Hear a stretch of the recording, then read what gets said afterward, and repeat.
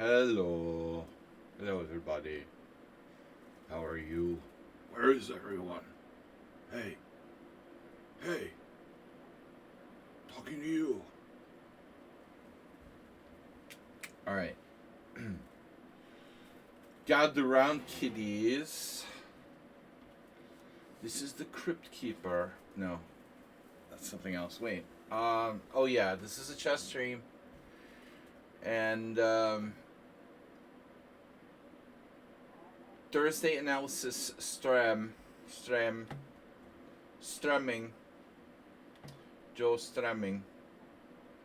So let me move that. Stream boss is sticking out in the board. Just a bit outside. Hello, no, can we size it, please? Can't size the thing? Oh, you can size it.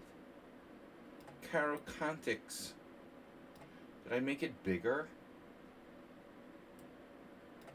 Make it smaller. Yes, I want to make it smaller.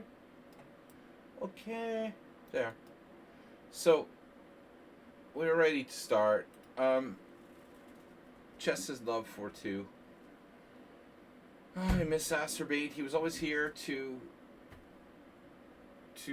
start the stream when there was nobody here, and I was never talking to somebody else. I mean, I was never like talking to nobody because Acerbate was always here. It was like he was like a house player. There was never an empty table here. Caroconics. Yeah, we could use some more games. We don't have a bunch of games. I got a game from Miro on the Edge, the player named NPC, and Arsenal fan had promised to send me a game, but I haven't seen anything from that front. And so people, I don't know what their deal is. Nice to see you guys. So Kaise, like Kaise 111. Hey, yeah, Caroconic semi game. So I've got the NPC game, aka Miro on the Edge, and I've got. That's interesting. He sent me a game he lost, and I've got a game I put in by Botvinnik that I thought would be interesting to analyze that I haven't gone over yet. I was going over some Botvinnik games, or Botvinnik, and Caroconic's TV. Transvenous Carocon. Or transvestite. I was black. Alright, we can do without the I was black part. Let's just go up to there. I hope that PGN will work. Copy, learn, study, go. My studies. There it is. Add. Let's see if your PGN, attempted PGN works. Yes. It works. It's chapter 3, but we could do it to start off with. Your latest club game. Yeah, I would think it would be the end of season now. I mean, this is like summer, bro. I don't think too many like chess clubs are still going. With the summer upon us, we finished like a month ago. Well, almost. Oh. Barnstorming planes. So, okay, it's weird to see a game with no analysis. But let's start with your games, since I don't think that those other guys are here yet. And we'll probably get some more games along the way. So, this stream is my Thursday analysis stream. It's not in the title, but it's kind of... It's understood at this point, if you know me, that's what we do on Thursdays. Honda. Is the camera moved or something? Honda seems... I want my neck in the camera. Alright, there. Honda, can you block my neck, please? Alright, there. So, I don't have a good neck angle. Stay there. Sleep. Alright. You feel very, very sleepy. I think Honda's making people sleepy. So, alright. We'll start with Caroconics' game. Since he's here, and I don't know if anyone else is, this is Caroconics. It's the Carocon, so I'm going to assume that you're black.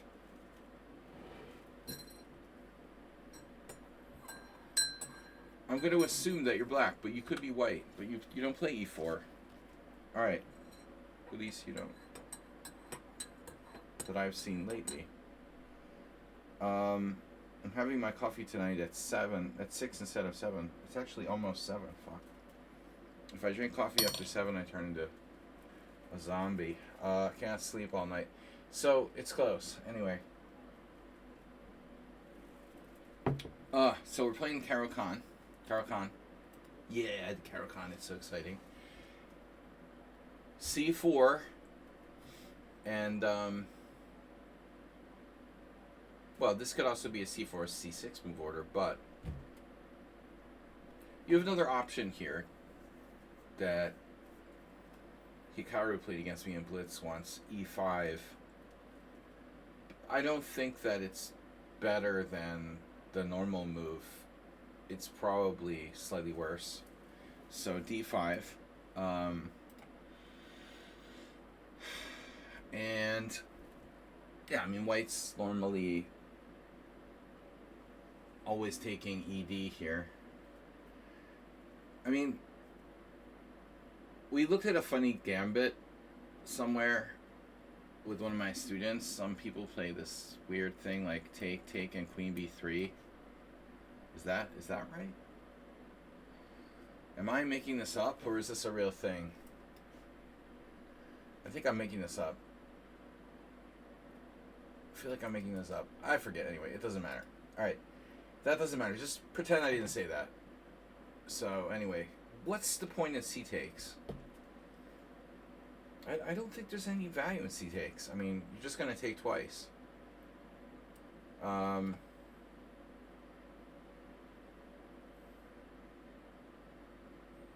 have a question, though. Something, I never really seriously considered. But if white does take with the e-pawn, right, there might be an advantage. I mean, I know this is ridiculous to spend half an hour talking about c takes d and e takes d, but while we're here, I just want to think about something. Is there some advantage in white playing this?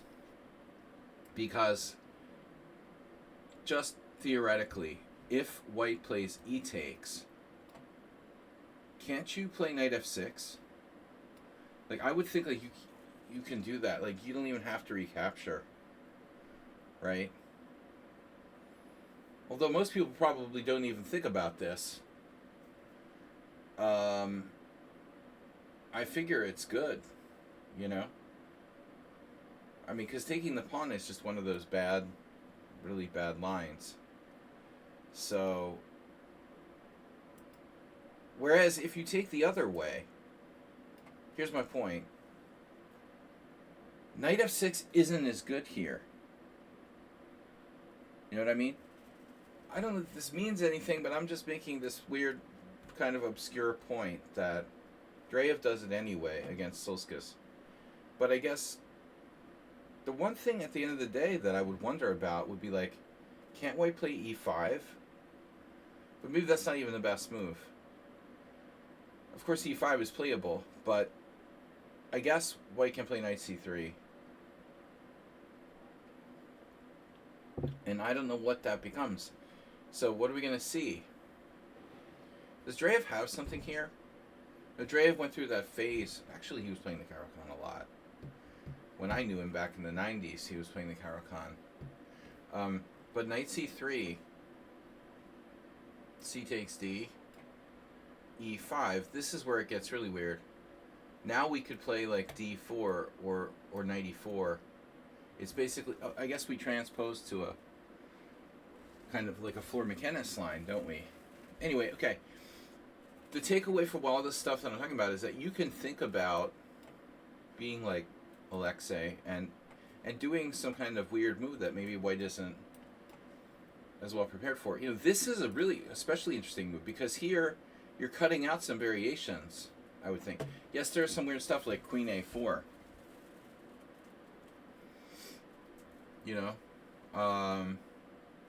Hubner lost against Luther Thomas, but like who in the world prepares that with white? You could probably confuse people with this move order. Um, you never had E takes D. Never had E takes D. Doubt you ever do that when you play C4. Well, I do.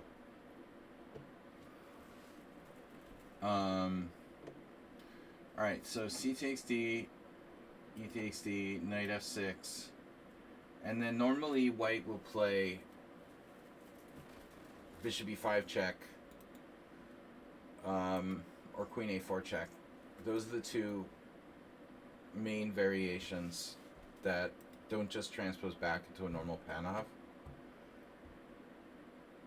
But white can play millions of things. White can play D4, he can play knight to C3, he can play knight to F3.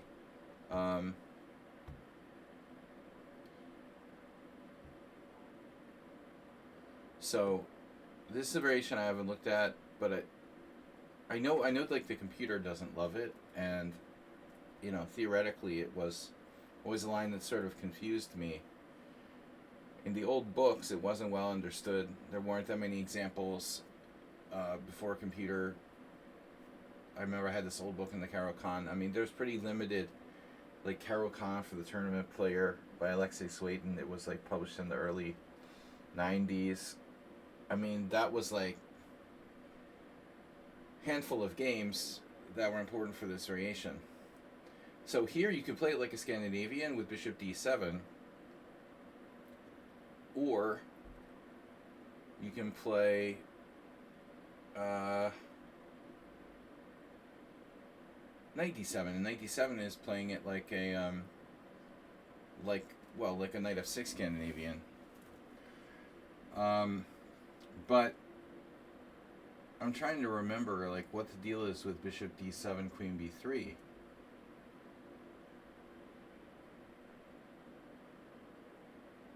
So you're like out of my book here already. I think I must have studied this move primarily back in the day. I mean, this pawn isn't going anywhere. Well, it's a pawn sec, but I mean, realistically, you know, these lines, they're just not that good for white, you know.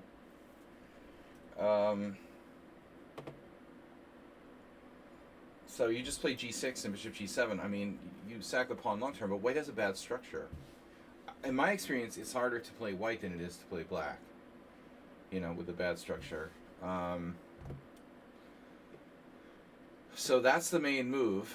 But, okay, so the million-dollar question is, after bishop d7, queen b3, what do we do now? You know, I was expecting you to play like queen b6 here. I've never seen this, you know?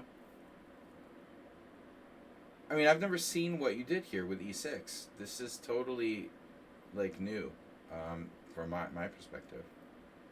I'm not sure I get it. Let me understand this now. So you have a trick or something? I mean, I don't understand this. What do you have after e6? Queen takes b7.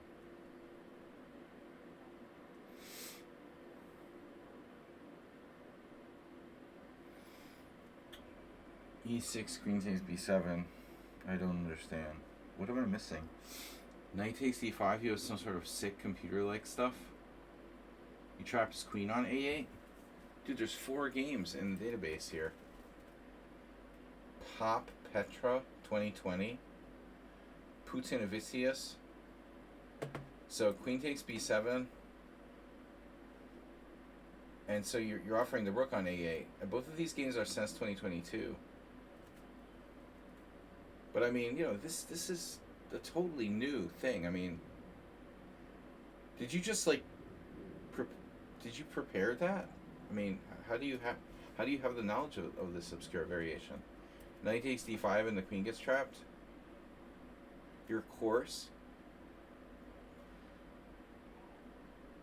Well, I mean, the course must be based on engine moves, because there's no practice here. I mean, there's some 2000 player who lost, but I mean, it's a 2000 player playing someone 500 rating points higher. Of course he lost. What does that tell us? Nothing. You know, but I don't know. I guess I guess we'll find out. Ultimately, obviously queen takes b7 is bad. This is a position where white has other options. Um, the queen is vulnerable. This is very interesting.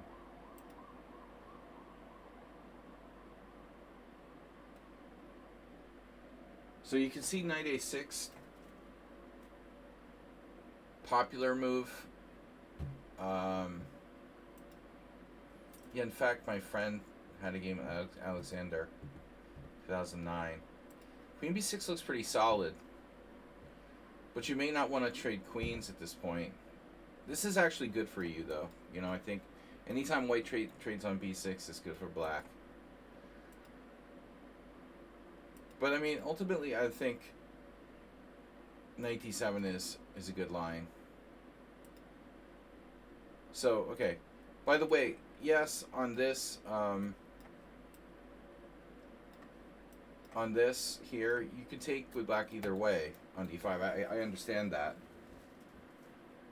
I mean, I just saw the obvious knight takes d5, queen takes a8, and then,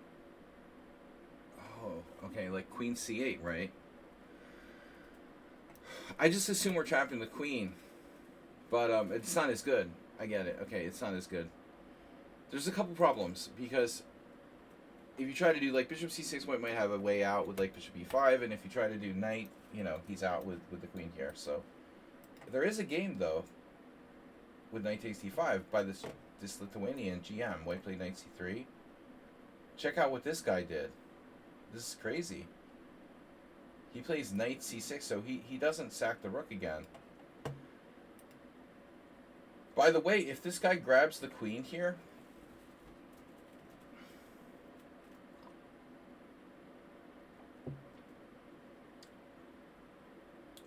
what's going on?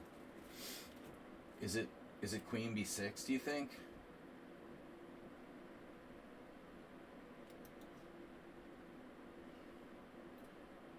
Because there may not be a way to deal with that. I mean, queen b6 looks pretty good. I don't think he could take the rook. It's not a legitimate variation. There's someone named Daniel Dragendorf. That's really weird. But anyway, okay. So e6 is a new idea that's been played in a handful of games. Queen takes b7 is insane, right? It's insane. But no one here played the most sane move for white, which would be, well, I guess like knight to c3. I mean, developing a piece, God forbid, God forbid white develop a piece or something. Yeah, I mean, clearly this is the most sensible move. The problem with white's position is that we really don't know why our queen is on b3. Alright. But your opponent does play knight c3. Okay, this is probably white's best move. Pawn takes e6 loses the initiative as well. There's a Kashian game. He lost to a kid, one of those. Mom made a tournament in the backyard tournaments. There are these chessmoms.com in California. They organize IM Norton tournaments in their backyards and hire grandmasters to play in them and shit, so their kids can become grandmasters. And I know those things exist. Very, very fly-by-night operations. A lot of grandmasters tend to lose points in these sort of tournaments. You can submit a game. I'll allow it. Please approach the bench, Arsenal fan. I'd like a sidebar with you. But Judge Sladgy will allow it this time. Bishop takes e6. So, Grandmaster Kashian playing in chess.mom backyard tournament now. Bishop c4. and he lost. Yeah, I'm playing this way against a little kid. Definitely not. And the great Martha Fierro, higher rated than me. That's extremely suspicious too. But anyway, okay. Now queen b3, knight c3, probably best move. E takes d5. Okay. So we have this like French type structure where white's queen is on b3, sort of dubiously, right? That's the takeaway. Good evening, everybody. Good evening. Good evening. What am I doing? Open external link. Ooh, that sounds surgical.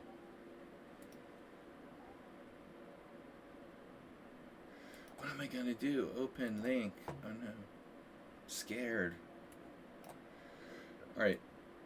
Good evening. I made a new donation bar for the World Senior.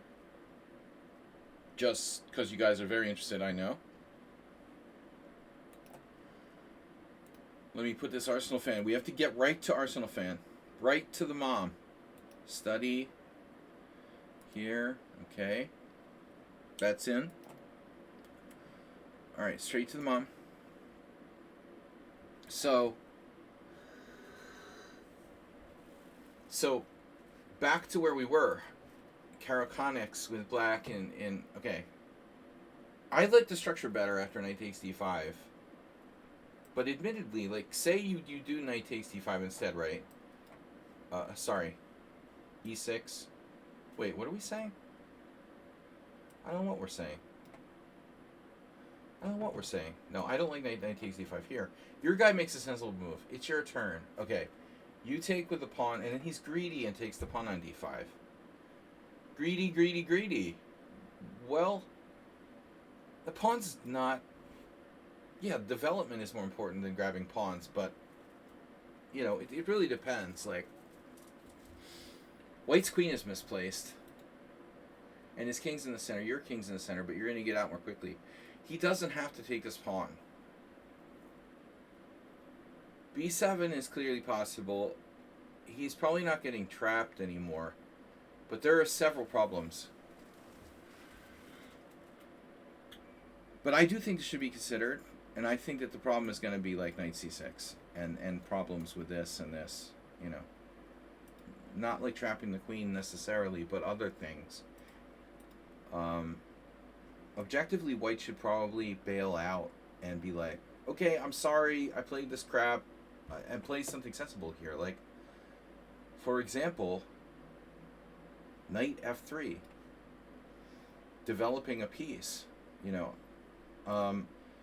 Another possibility is d4, but I would lean toward knight f3, going for kingside development, but also preventing you from playing d4, because d4 could be an issue down the line at some point.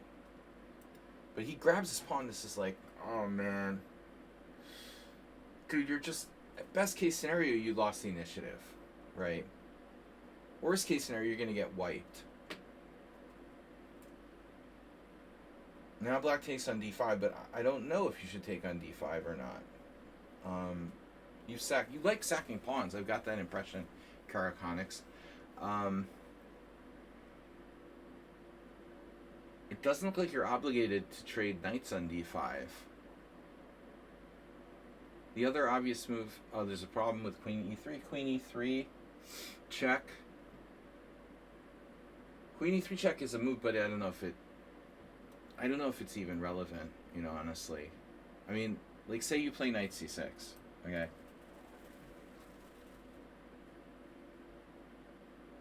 I don't know. You have very good compensation for the sacrificed pawn. If he takes the pawn on b7, it's going to get worse for him, not better. So, bishop e6 is perfect calculation. Maybe, but the problem with bishop e6 is the math behind it. You know, you're not developing new pieces. You're moving the same. You acerbate. You know.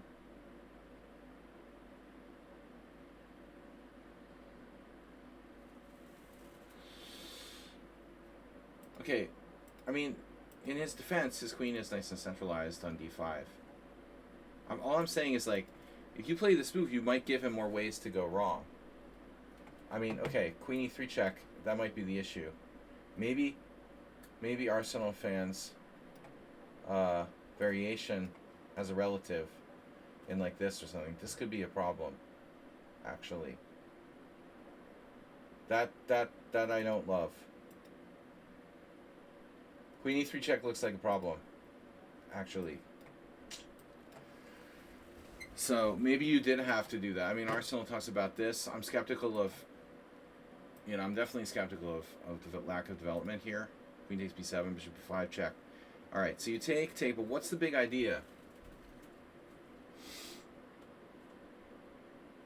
It's basically, you know what this is? This is kind of crazy, but this is basically a Hennig-Schara gambit where White's pawn magically teleported from e3 to d2.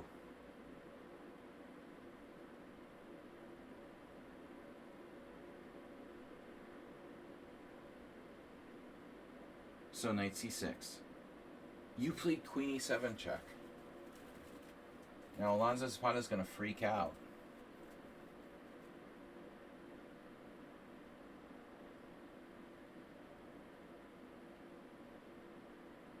I don't know if I should play queen e7 check. It feels like forced and unnatural to play queen e7 check.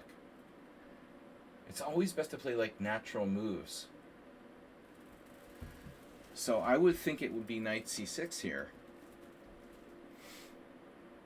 With a massive position for black.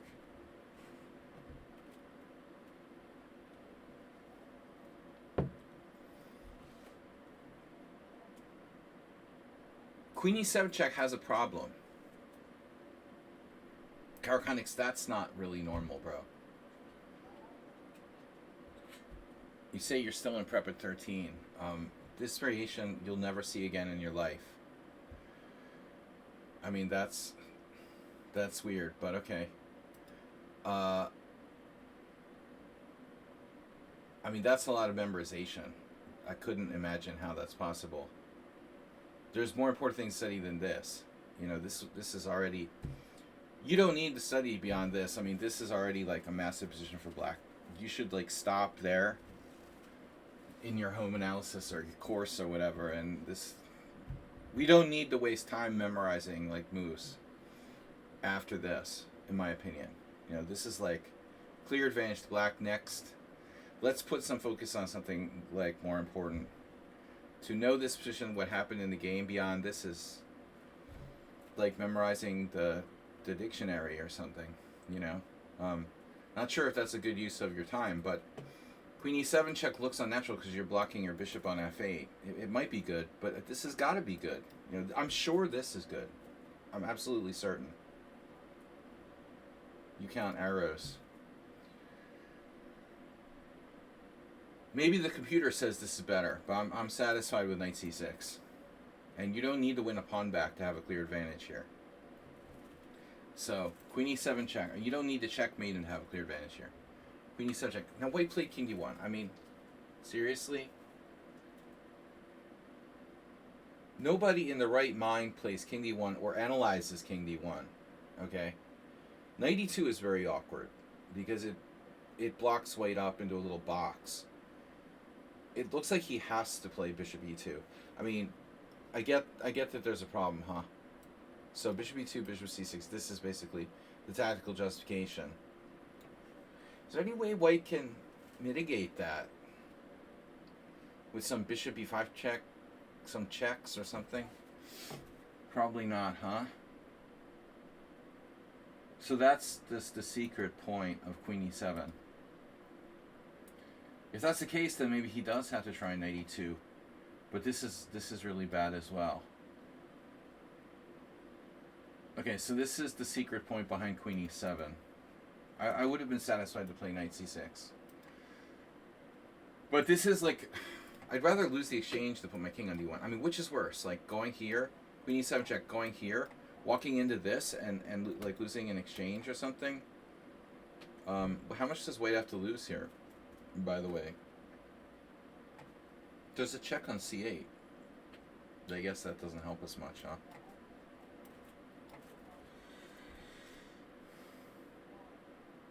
Well, yeah, you can do that.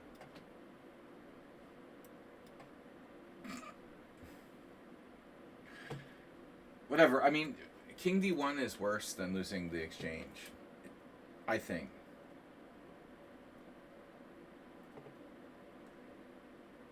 Yeah, Conics, but I mean, it's the best move based on 19 moves of Stockfish, which is not easy. You know, memorizing moves doesn't impress me. You know, what I want to do is understand the position. Like, I know King D1's a bad move. I don't need a course or memorizing moves or Stockfish to tell me that King D1 is a good move. It doesn't matter. Like, it's still lost. You know, this is lost. I mean, you're lost. It doesn't matter if it's the best move. They're all bad. You know. If I can make my thought clear. This is not an interesting variation. This is a lost position for white. Unless there's some way white can miraculously trade queens. You know, which I'm not expecting that can happen. Knight c6, bishop b5. Castle queenside, yeah. This is a totally lost position. This isn't even close. And it's a lost position because this is lost. It doesn't matter that you memorize more moves here. The only important thing is that you don't trade queens, and you're going to win this game. If you play efficiently, you don't trade queens. There's no way that white survives past move 25 under normal circumstances, I would say. Or suffers, like, major loss of material. I mean, maybe I'm exaggerating, but I can't believe that white can survive. Or even come close to surviving in this position with his king on d1. I mean, whether the computer says this is the best move or not, I guess still I would try. I guess I would still try knight e2. I don't know. It's really bad, though. They're all bad. Yeah. But, I mean, it's insane what white did. I mean, who takes this pawn on d5? You know, this is insane. It's insane. Okay, check, king d1, knight c6, bishop b5, castles, knight f3, and now bishop e6. So, again, rule number 1, do not trade queens. Queen e4, loses a queen. Queen g5, what he played.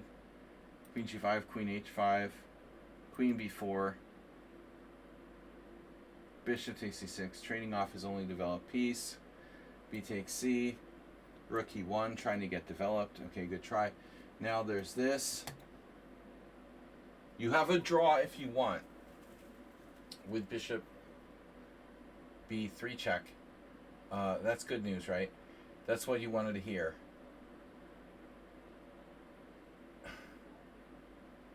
Kaisa said, what about bishop b2, bishop c6, queen c4, bishop g2, queen c8 check, queen d8, bishop c4. Bishop c4 check.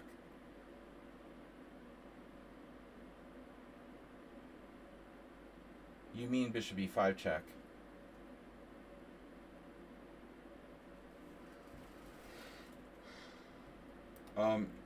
You mean bishop e5 check. It's just not a big deal because I just go here, I guess. It's not going to change the... It's not going to change the evaluation of the position. Or something like whatever, you know. At the end of the day, black's going to be up whatever in exchange or something. So I think white loses in all lines there. Yeah, the guy just was lost. Castles, knight f3, knight c6. Now, it's a matter of finishing him off without trading queens. Here. Then you have bishop takes a2, by the way, which looks a little risky.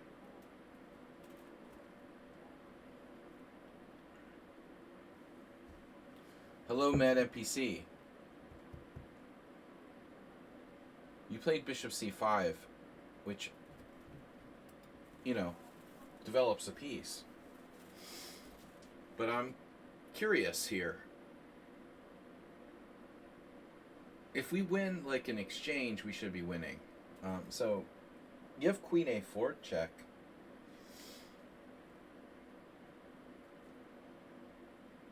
Why bishop c5 now? I'm sorry, but I'm not getting bishop c5.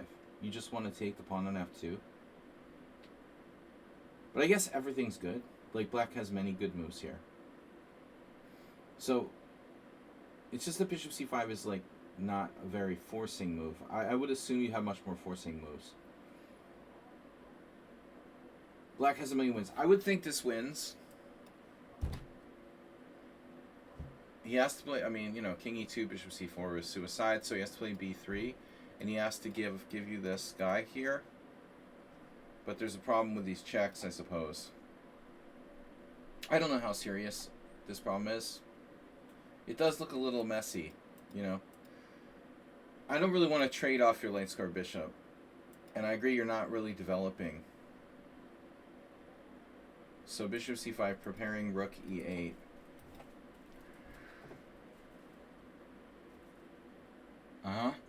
The last piece. White doesn't have a plan. Now you did this. You win as queen. Yeah. So. It's instructive. Morphe. Morphe-like. If Morphe played the Caro-Kann, he would play it like this. Alright, good game. But a real slaughter. I mean, you clearly need stronger opposition.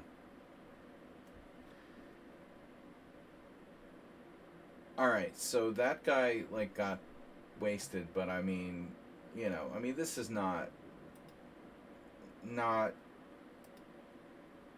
this is a neat move, e6, but white needs to play sensibly after that, not, yeah, but queen b3 is, queen b3, this has been played by some very strong players, queen b3, e6, if we turn on the engine, the best is to do what Kashian did in the Kitty tournament in the backyard. Bishop c4, bishop takes c4, queen c4, knight c6, and Kashian loses to a 2300. So white has managed to trade some pieces and is a pawn up, but black has compensation. That's the best that white can do. And I don't know if he was something better there. But okay, clearly Kashian knew that much. He plays tricky lines usually. He should have stuck to the Veresov against the little kid. But actually, seriously here, so e6 takes, bishop c4, queen b7 is insane, you know. That's not normal. Yeah, so this is the best that white can do. And he shouldn't have lost. By the way, do you hydrate enough? Ooh. Do I look dehydrated? I do. I sleep a lot too. But thanks for being concerned.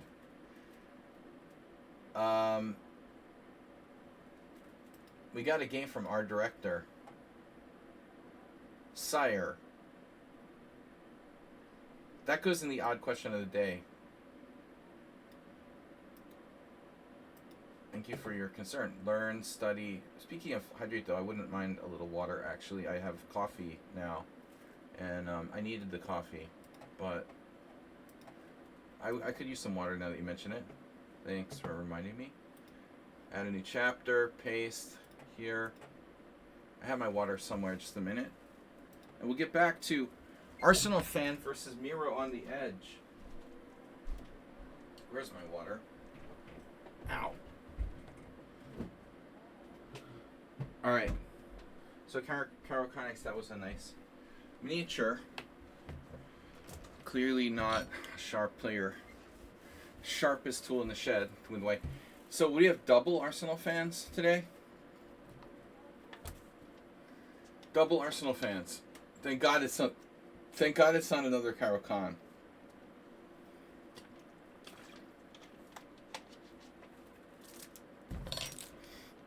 All right. So 3-minute chess. Wow. You know, Lyndon Johnson, I was just wondering where you were. Do you think Ars has what it takes for master status?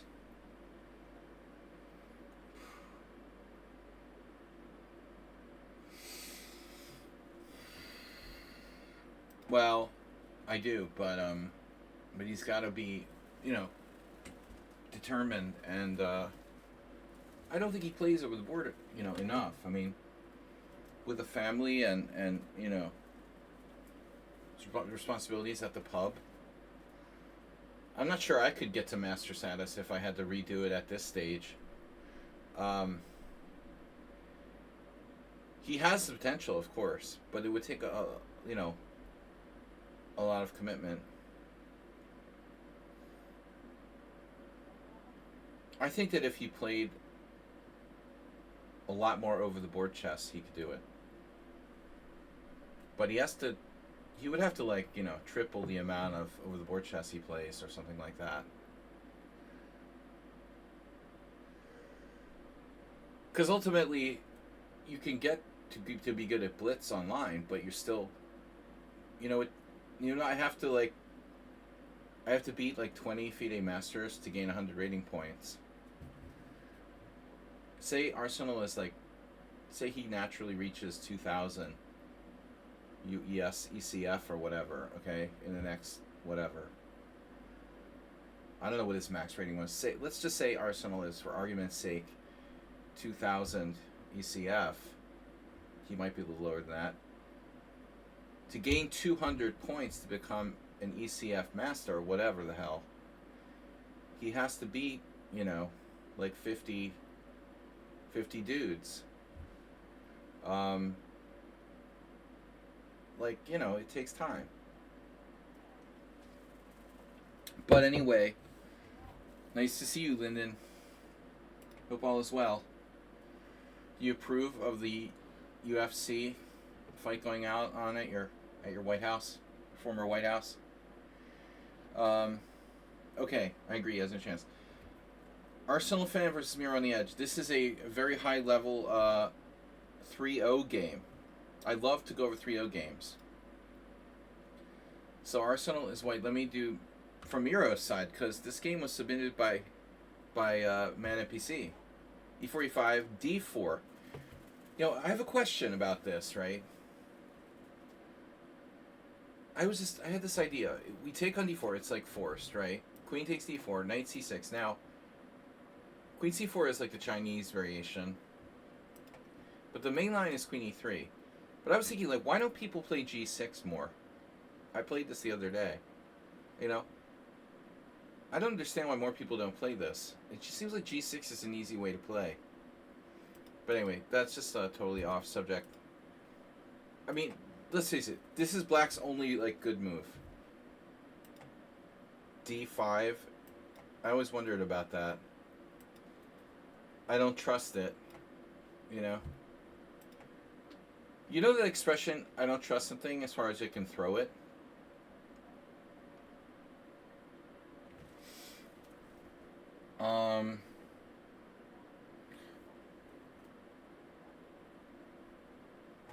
But this move, an old favorite of Tony Miles, not a move that is that good. You should definitely play pawn takes pawn. I guess the biggest fear here for Black isn't the center attack, right? Your biggest fear is the other shit, like Bishop C4, some crap. You know what I mean? That's what we're more concerned about. By the way, Knight F3, Knight F3, Knight C6. You know how a lot of people try to play the Scotch Gambit? But I mean, Bishop E4 check is a pretty good move here for Black. It makes you realize that the Scotch Gambit as good an opening as it is, it's it's important what order of moves white plays it in, you know, because this is probably not very good for white. Well, anyway, the best white has is to transpose to the Goring with c3 takes and like, you know, something like that. So not all Scotch gambits are created equal, is what I'm saying. Like, this is one thing. Like e4, e5, knight here, knight c6, bishop c4, knight f6, you know, d4, pawn takes pawn, castles or whatever. I mean, that's okay. That's fine. But if you played in this move order where you're doing like the center attack, or a true Scotch gambit, so to speak, like takes, bishop c4, this is a good move for black. Looks like something Arsenal would play. Anyway, d4, knight c6, and now you have several good moves, right? Pawn takes pawn. I like pawn takes pawn. Look, you set out to destroy the center, and he didn't support it, and now you destroy the center. D takes c5. That's it. You know, best move. But Arsenal fan plays e5. My problem with this is that Arsenal fan is an e4 player, and we're going to get a queen pawn structure. So I think it's much more natural for the e4 players not to do this. You know, you're getting the white side of a King's Indian, basically.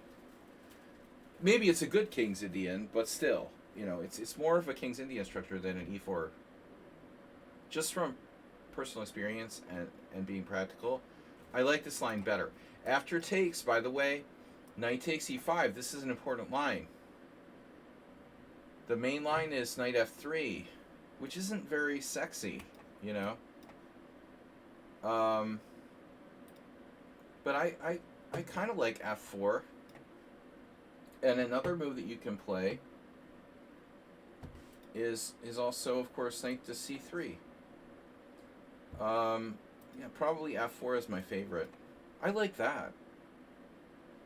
But anyways, all right. So you go d5, black plays knight on c to e7, and now this is theoretically a good line too. But you're not supposed to play c4. There's nothing terrible about c4, but you're really gone into a queen pawn game now. White's supposed to play knight f3 to attack the e5 pawn. If you play knight f3 attack the e5 pawn, you make black answer a question. Are you going to block your bishop on f8 in, or are you going to put your knight on a retarded square on g6? How is black supposed to defend this pawn on e5? You know? This is the question. This is a concession. I mean, so both of black's possible responses are concessions. The one move that I have a question about, though, that I've actually tried on occasion to play is knight f6. I'm not sure if this is bad for some reason. Miles played it and lost to Hort. So I don't know if is this okay for black? How bad is it? Tarlev, that's a creative guy. He beat Kravtsev in 2007. Well, I mean, clearly knight c3 is nothing special, but I mean, okay, it just defers the decision to later. White's best move is knight takes c5. Okay, so this is refuted. Knight takes c5. That's funny. Kravtsev didn't know that and played knight c3 and lost. Knight takes e5. Knight takes e4. And so what's the point? Aha. Queen e2. Oh boy.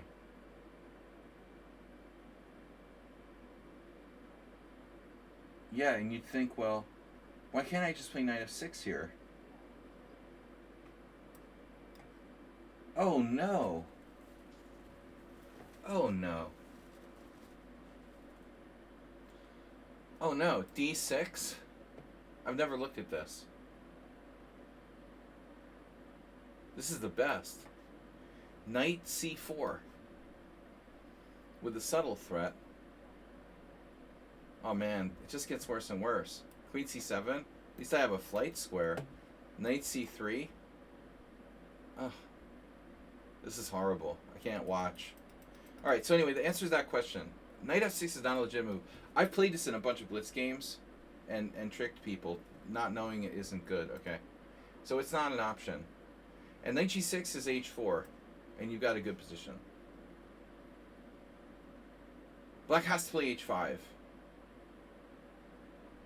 But this is better for white. So I guess at the end of the day, you know, it makes you wonder, maybe d6 is our best move. And then Arsenal can go ahead and play, if he wants to play c4, go ahead and play c4. But you should probably throw in knight f3 first. Force black to make that commitment. So c4. Now I have more options. Now I have time to hit your e-pawn for real. My other knight can go back to g8. And, you know, I have time to get my bishop out to like b4 or c5. This is way better than the other variation. Here, that's stupid, you know.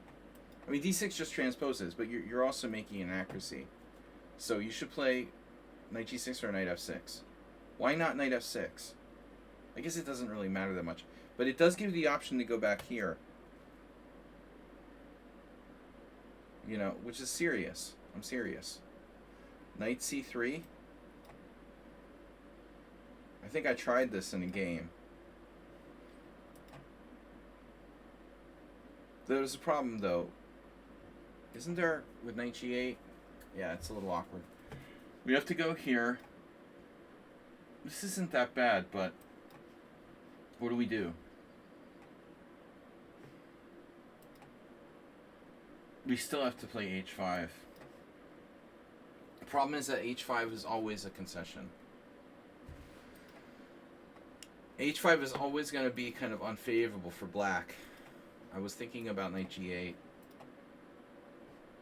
I had this. I played this in a blitz game. Yeah, and I think I don't think my opponent played f4. f4 is a killer. I mean, I played some crazy stuff, but this is really bad. All right, anyways. d6 transposing. It's a reverse. It's a reverse Dunst opening, right? Bishop e3. That's fine. But knights before bishops. What happened to that rule? Arsenal. Where's our knights before bishops rule?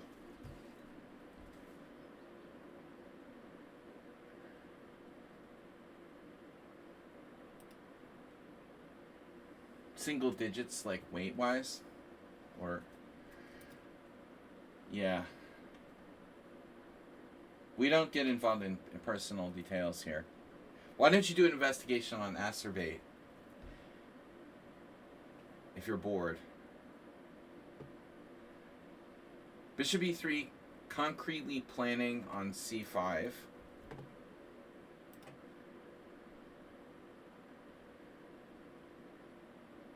I get it. That's the right break to play for. Yeah, he's out. And the suspicion is that he's alive. But he has no access to the internet, and he like doesn't have an iPad. That was what he claimed. I really thought he was like dead. But I don't think he's actually dead. I have reason to believe he's still alive. So if he's not dead, that takes out one major possibility.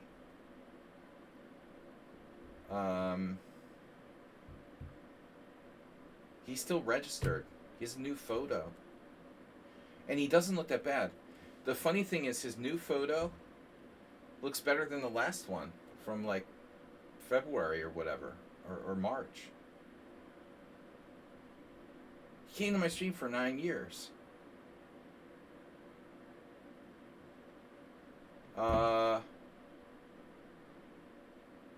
Alright, so Bishop e3. I'm beginning to think like he just doesn't have access to the internet.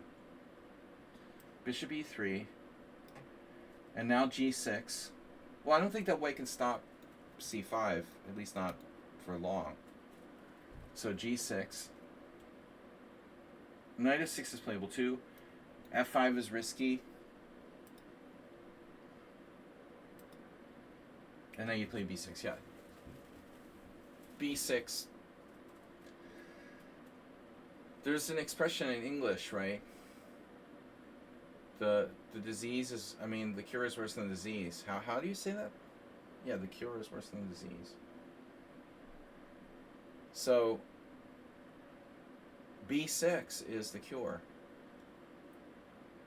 If b6 is the cure, maybe we shouldn't do it because it might just make things worse. I think I'd rather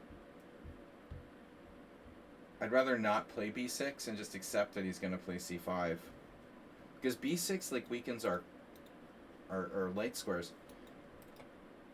I mean, what are you going to do? You know, if he plays like b4, you can't stop it anyway. So ultimately you're just creating more weaknesses. I would think like bishop h6 makes some sense. Nona is down with bishop h6. She loves to do that. King f8, king g7, bail out. Bishop h6 is indicated here. And by the way, you don't have to play f5. You're playing the Nona here, here, and f6 with a dark square structure. And bishop h6 wouldn't be so good if it wasn't for the fact that Arsenal fan played bishop e3, so he spent a tempo on moving that bishop that you're trading off anyway. So this move like is justified by the fact that he already moved bishop e3.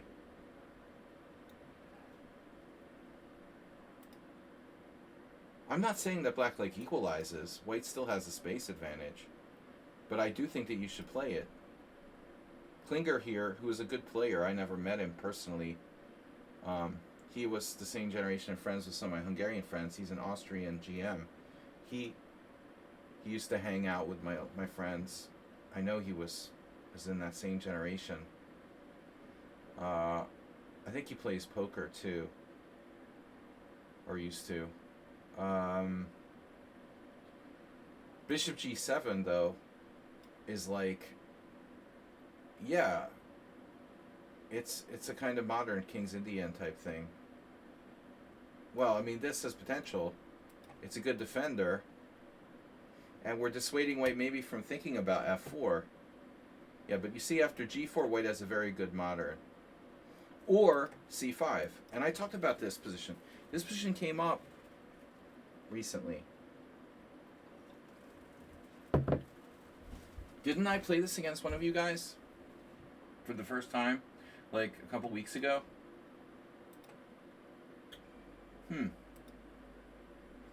Not this exact position apparently. But anyways, alright, so knight c3, b6, bad move. b4, exactly what I was saying. You know, now a5 doesn't help you. More of the same, bad. I would still play bishop h6 here. Queen b3. So Arsenal plays queen b3. It looks like he's trying to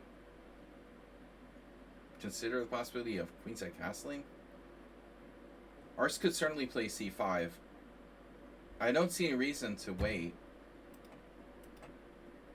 Now knight h6. Okay, with knight g4 and h3. Obviously. f3 is also playable. It's the same-ish. Castles. Yeah, I mean, if white tries to do something like g4, then he's all over the place.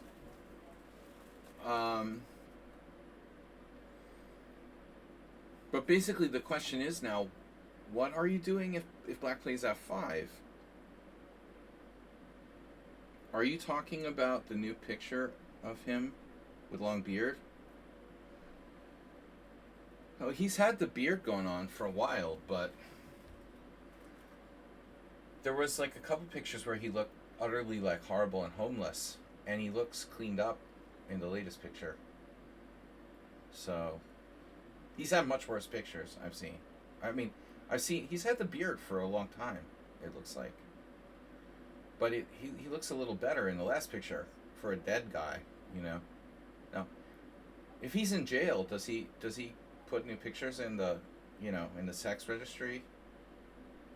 Because I wouldn't think so. But what do I know? All right, Bishop D3. Maybe he got incarcerated. Maybe he's in the mental hospital. I don't know. He looks pretty good for a guy in a mental hospital. Bishop D3. I'm just saying he's looked worse. I'm just glad he's alive. F5. What are we doing about F5? Compare that picture to the previous pictures, Bob. If you compare that picture to the previous pictures, I mean, he looked horrible in the last picture in like February when I was still doing lessons with him and stuff. That's all I'm saying. Like, compare his February 15th picture to the May 15th picture. Well, it's not just Twitch. He has no access to anything. I mean, he doesn't use email. He doesn't have access to Facebook. He doesn't answer on Discord. He doesn't, have internet at all. Although his account was once logged into. Did you, hack it or something? Was the one Acerbate login in, March? Was that April? Was that you, Bob? So anyway, how are we dealing with F5? Feingold says you have to always take on F5, but this is obviously kind of a tricky situation. Don't listen to Feingold. I agree. I don't like taking on F5 here. You wouldn't want to see what's going on with his account? What do you mean? Nothing's going on with his account. I mean, the dude, everything was fine back in February, and since then he logged in once. Nothing's gone on. He didn't play any games. But he did log in once, which is weird. Was that the FBI or what?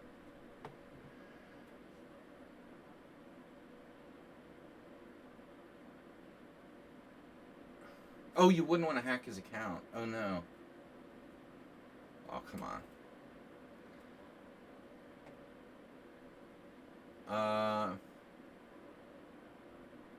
I'm sure he just got a bad rap.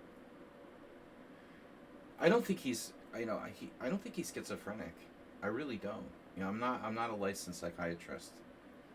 I had the feeling that Acerbate was misdiagnosed when he was younger, to be honest. He's probably autistic, and in the 80s or whatever, when he had issues, they're saying he's schizophrenic, but I'm thinking it's just autism, something that they didn't understand in that time as well as they do today, because in my opinion he's strange, and he has a lot of very strange behaviors and stuff, but he's very smart, and he doesn't seem schizophrenic to me. He was very reliable. Alright, so F5, knight on G to E2.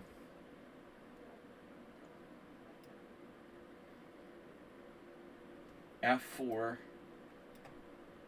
Bishop D2. Yeah, let's not overanalyze this. Let's face it, it's a 3-0 game. A5 now. Don't like the fact that, this A5 gets played. Can you take on A5, Ars? You have discoveries of that bishop on D2. I'm not sure it's going to do anything, but yeah, I would probably just take on A5. Since you can't play A3, take on A5. You want him to take with the pawn, so you have C5 whenever you want. If he takes with a rook, your bishop's on D2, and you can probably execute A4, A5 yourself later on. But you played A5, you missed F3 here. Well, but honestly, okay. Yeah, I guess. Maybe Arsenal's a genius. I guess F3's fine, but I don't think it's necessary. What happened in the game takes is basically the same as he took on A5, you took with the rook. It's the same structure. Rook F7, A4, exactly But you're not attacking, a castle king here. I like white. There's also this tactic with like c5 in some positions. I mean f3. Oh, you missed f3. Okay. I didn't get it what you said. Yeah, I mean, I don't love a5. You should have played f3. Yeah, I agree. No, definitely. Definitely. No, now you have some counterplay. Yeah, it was a 3-0 game, though. Right? You guys played like a million 3-0 games? Rook f7, but rook f7 is a bit weird because it's like your knight's only square.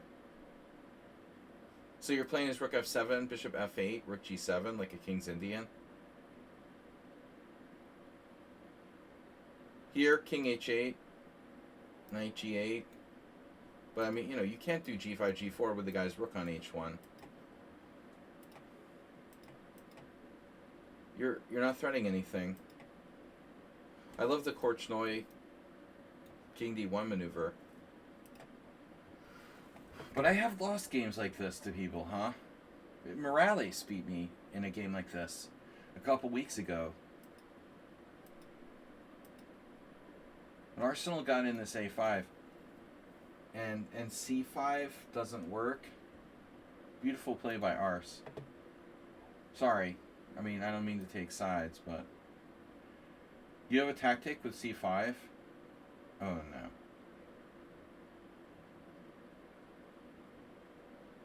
You missed c5. It was hard to see that. I'm just kidding. Well, you never know. Maybe something crazy happens, like takes. And some sort of 95, but I don't think so. You missed it. Yeah, so Arsenal has to not play a5 right away. And prepare it somehow. Or just sack the pawn. He could just sack a pawn temporarily. But, okay, it's hard to break through here.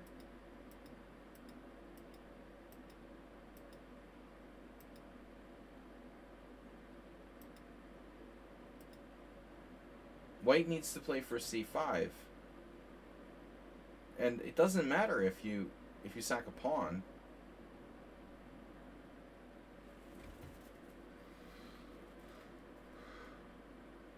It's like the Mike Massow poker folding thing, I need a reason to fold. I need a reason to not play c5. Playing c5 is like calling an obvious bluff. Like, you have to do it unless you have a reason not to. I mean, there's no point in being like materialistic here. It's a doubled pawn. You think you have a sack with like bishop takes h3? Yeah, maybe. I think that Ars should be pretty liberal about playing c5. I mean, if that happens, that's chaos. I mean, who knows what's going on after that. But if it happens, it happens. I'm not scared of that with white. I'm not sure I would even play it with black. I mean, maybe, again, the computer will say something like that, but I think Ars should go for c5. It's okay, fine. Now, yeah, you could sack here. Maybe this is what you're talking about. You're not obligated, but it's interesting, right? Takes. Take. Problem is, I don't know if it's enough. I mean, you just gave up your good bishop. That's your good bishop, and you only get 2 pawns for it. And maybe your passed pawn is worth something. Can I look at rook g1, bishop takes h3? Yeah. Right away. Well, it's basically the same thing. I mean, nothing is changing about it dramatically. You have a passed pawn, but it looks like white is pretty well placed to stop that. I would be kind of skeptical of this. What's C different there? No mixing in Spanish. Alright, anyways. To me, it's unclear. I wouldn't do it. I would need a better reason to play the sack. I mean, it looks like unclear at best. Italian too, right? I'm not enthused. I mean, you have no light square control now. You only get 2 pawns, and I'm fine. You know, take his like bishop on d2, but unless you have something concrete, like you're coming in and getting his king, I mean, I'm not a huge believer in this. I mean, it might work. Look, like maybe you have some crazy ass shit like this and queen g5, but I can't imagine that white is worse. Let's see. It's zeros. Wow. This particular line is zeros. I gotta tell you, you know, I'll be honest with you. I would not have thought that. I would have thought, based on my years of experience and trying to evaluate positions in you know, quick 3-minute time controls, I would have thought white was better. That is a little bit surprising. I was expecting to see evaluation that was like half a pawn better for white, and instead it looks like it's actually, you know, more practically equal but better practical chances for black. But I wouldn't have done it. You know, I don't see the reason. It feels like panicking here a little bit, but maybe the truth is that you just don't, you've run out of other things to do. You know, I mean, this is the death knell is tolling on the queen side. I mean, it's coming, right? The c5, the knight b5, the attack against your back rank. Arsenal's gonna make progress. So, and your pieces are in the way. Like, your knight is in the way of your h pawn, so you can't affect a normal break here, right? And that's why, you know, if the stupid knight wasn't blocking your h pawn, you could naturally play h5, g4. But now your pieces are tangled up, and you don't have time to do, like... I mean, if you had time, of course, like rook g7, white just move back and forth, knight f7, sure, just move back and forth, h5. And then, yeah, I mean, clear, you have a very clear plan, right? But it's going to take, like, 3 tempi. Yeah, but it's a tough call, man. I mean, I wouldn't have sacked there. I would have tried to, you know...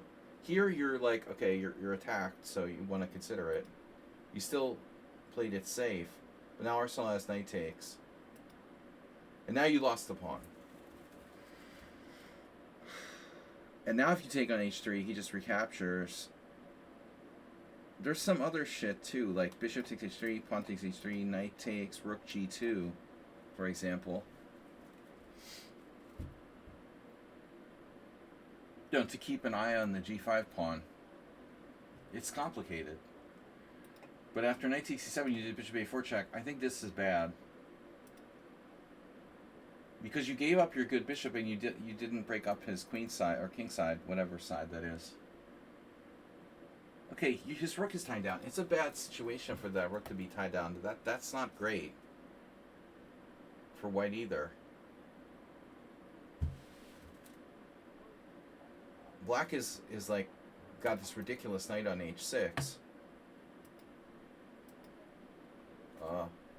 So I think Arsenal kind of lost the thread here. It's actually a very tricky position to play. But I would think, you know, you might want to look to the light squares, huh? But I have no, like, say you go in here, black has queen a7, attacking that diagonal, although I'm not sure there's anything there, but there's also queen a2 check. So I don't know. It's not easy for either side to play here. White's better, but again, not easy to play. The computer wants to sack the pawn on g2. Okay. Yeah, this is a tough call. Because you sack that pawn on g2, and there goes the structure, and now f3 is weak. What is wrong with bishop a5? Well, I mean, nothing's wrong with it, but what does it do? You know? I mean, I'm afraid that he's going to get in here, but maybe it doesn't matter. I'm afraid that he's getting in. And it means like queen a7, queen in, queen f2, knight takes g2, etc. He starts chomping on your stuff when you drive his queen into f2. Now maybe you have a perpetual on this queen. Well, you don't after the following move. So what are you supposed to play now? You played rook b1. But I have a question. Why doesn't he start going in and, like, chomping on you?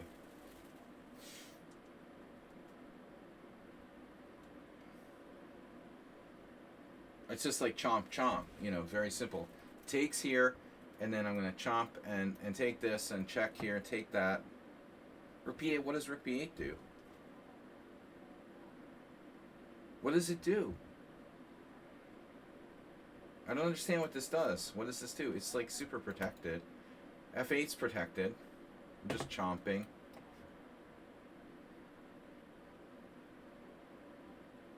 I mean, it's going to take you a few moves. Okay, maybe.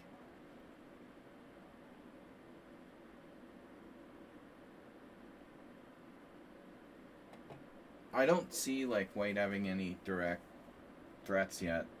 It might be necessary. Maybe c5. But this is time based. I mean, even if you get your queen in there, like queen e8, queen e6, yeah, okay, then you would finally have a threat of maybe queen takes h6.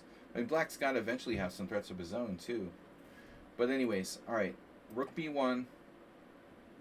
I gotta stop that. Rook b1 here. Queen e8 check. King g7.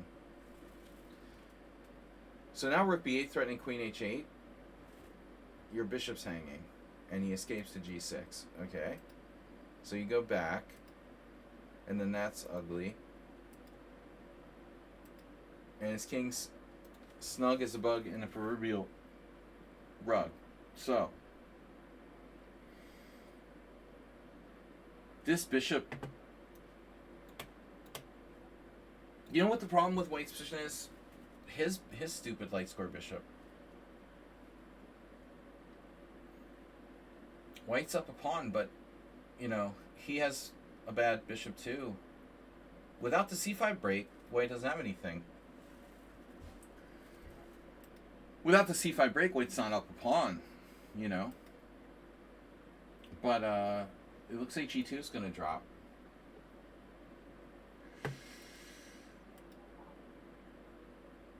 Yeah, this is a weird recapture by black. I mean, you would think he would play bishop takes, securing that.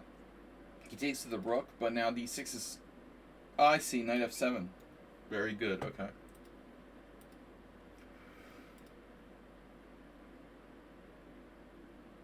Although there's still problems, but knight f7 has got to be better. Because you secure that. If c5 takes... d6, rook d7. Knight f7 also protecting this.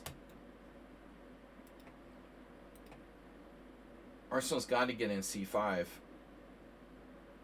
If you play it right away... Yes, Arnold. You have this. You have a passed pawn here, man. It's a 3-0 game. Who plays 3-0 games well? But the position is interesting. That's the important thing. Rook d7. Maybe this right away. Well, yeah, he has to take on c5. But I don't know, man. Looks like black might be... Ooh.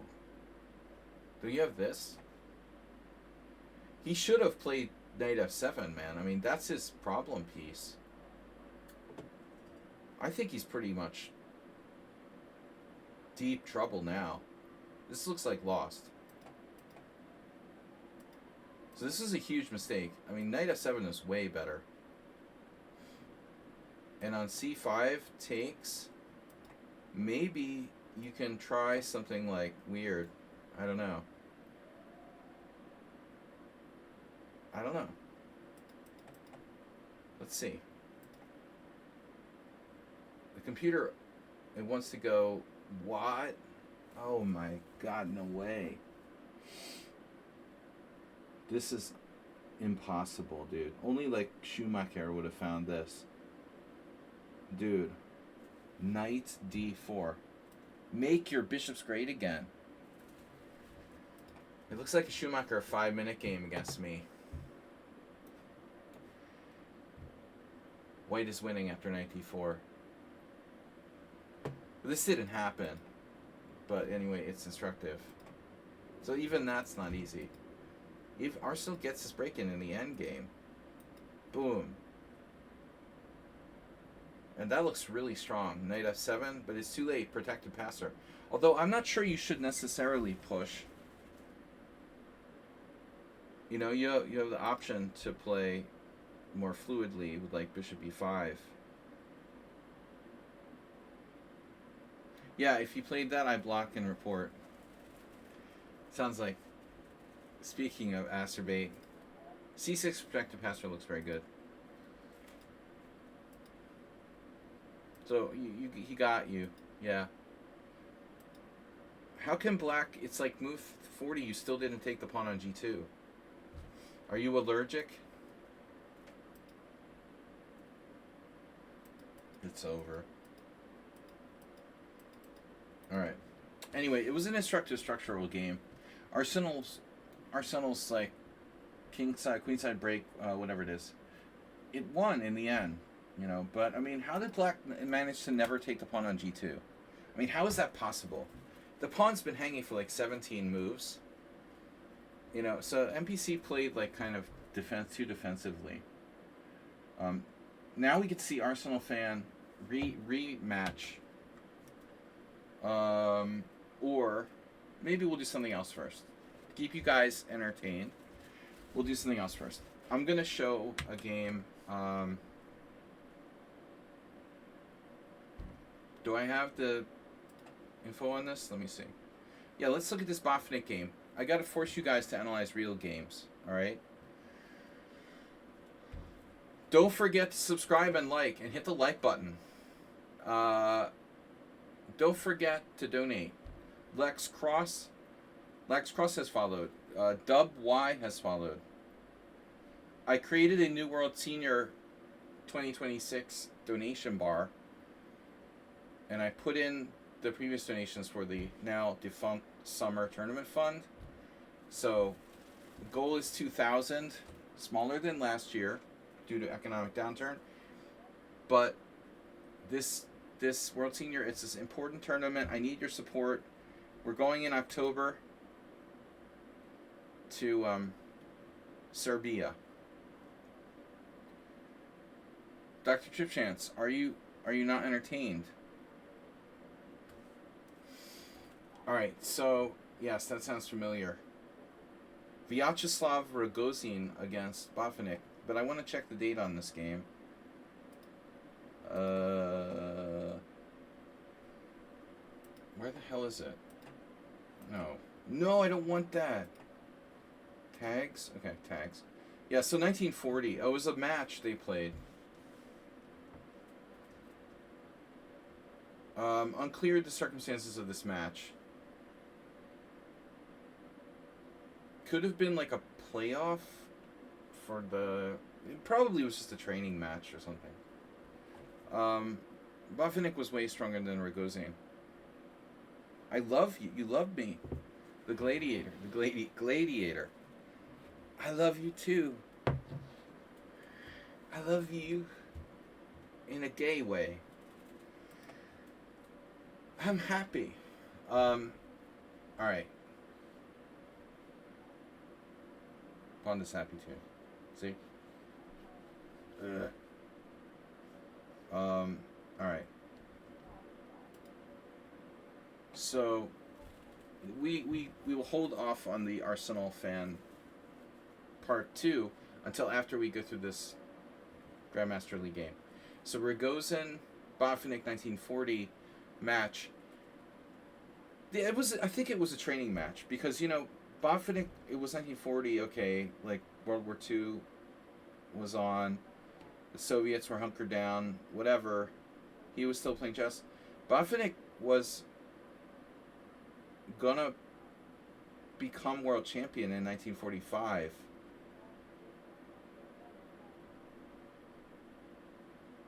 After Alyakhin died with a very decisive result.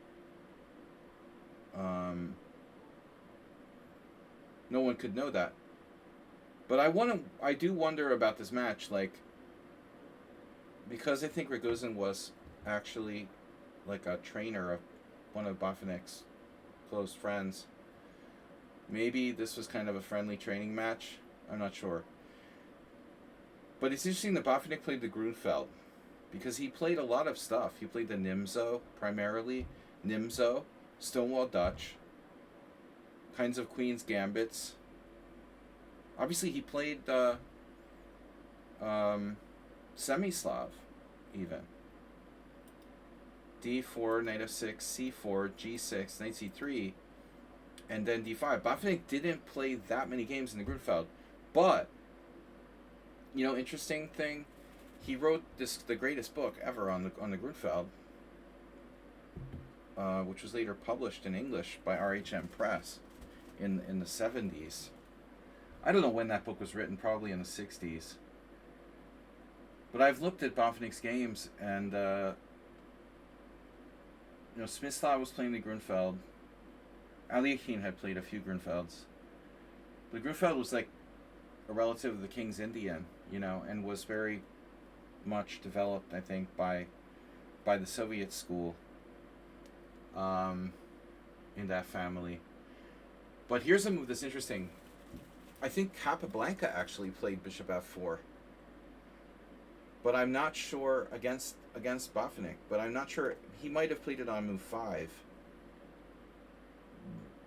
Bishop f4 is also played oftentimes after knight f3, bishop g7, bishop f4. But anyways, my point is, if you studied the Grunfeld, in that time, it was like 1940, right? People played the exchange variation. They played the Russian systems with knight f3. Very popular was like the Russian variation with queen b3. And they played like e3. And that's pretty much all you really see. Sometimes g3 systems, but bishop f4, for example, not a common move. Now black plays bishop g7. White plays e3. Rook c1 is modern. This is classic. Castles. And now rook c1. The best move on all counts, I guess. And what did Magnus here do? Do you guys remember a favorite game of mine? Maybe like 8 years ago?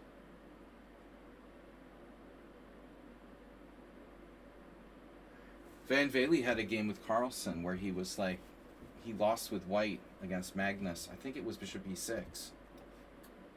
But I don't know if it's this. Yeah, there it is, see? I'm exactly right. It was 2016. 2016. That's about the time right after I started streaming. I don't think that move was like known, in 1940. I mean, this is an outside the box move. You're putting your bishop on a square where it's like blocking your e pawn. Bishops before knights. So Botvinnik plays c5. That's the number one move, which is the idea of the Grunfeld. But what's the idea of white's setup, right? White's setup with bishop f4, rook c1. The idea of the Grunfeld is to do bishop g7, strafe the diagonal, counterattack the center, and use c5 to undermine white's center, particularly, obviously, at d4. But with this setup with bishop f4, e3, and rook c1, what is white doing, right? He's like evacuating the queenside before that can really have much effect. In a sense, it's kind of like a solid defensive way to react. We're bringing the bishop out. We're getting the rook to c1. We're off the diagonal, Yes, our kingside development is lagging a little bit. But ultimately, black can't really do any damage on the long diagonal here. Black plays c5 anyway. This is main line. And now what does white do? Black starting c takes d, chipping away at white's center. And so moves like c takes d are possible, but I would imagine black would just ignore it and play c takes d4. C takes d, c takes d4. This would be really bad. Because if you take with the queen, I have knight takes d5.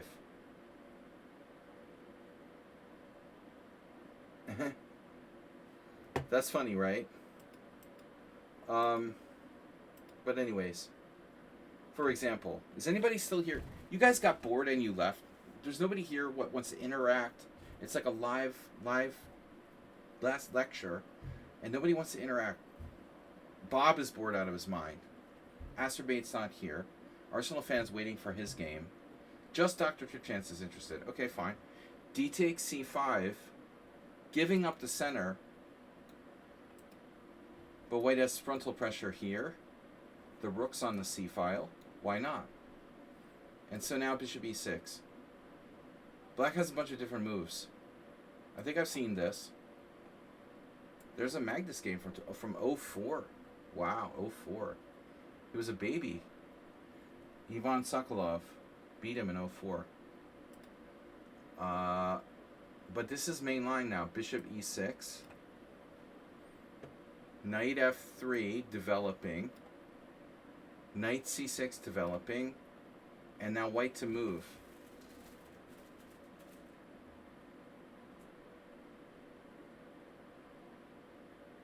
White to move. Bishop e2 turns out to be the main move.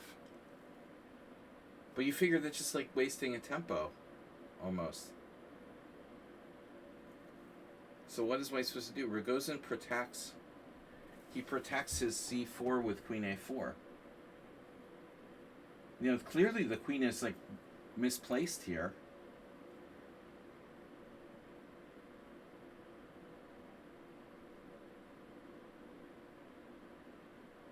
I just wanted to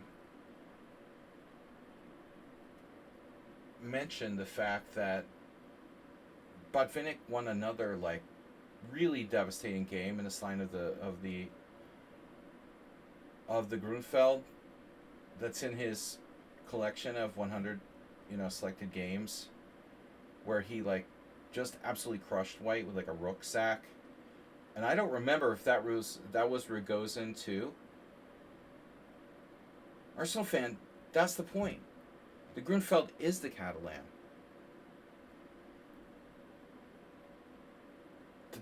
It is the Catalan. They are the same opening. It is the Catalan. It's the reverse Catalan. It's a Catalan a tempo down. That's why you're here. That's why you're paying me the big money. Now you know. Look at the score now. White has a 1 out of 6 in this position. And Dorian couldn't beat a 2300. Ripley couldn't beat Erno Garabin, who's actually a good player. Man, Erno Garabin against Ribizli. Ripley Zoltan, 1972, before I was born. Garabin, a guy who played with oh my god. He played with people that were a million years old. And Ripley, who's still alive. That's incredible. What does black do now? And this is a secret move. Jeez. What is white supposed to do?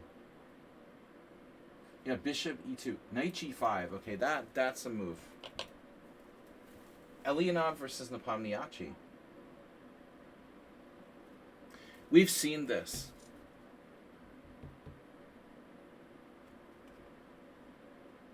I mean, knight g5 makes a lot of sense, right?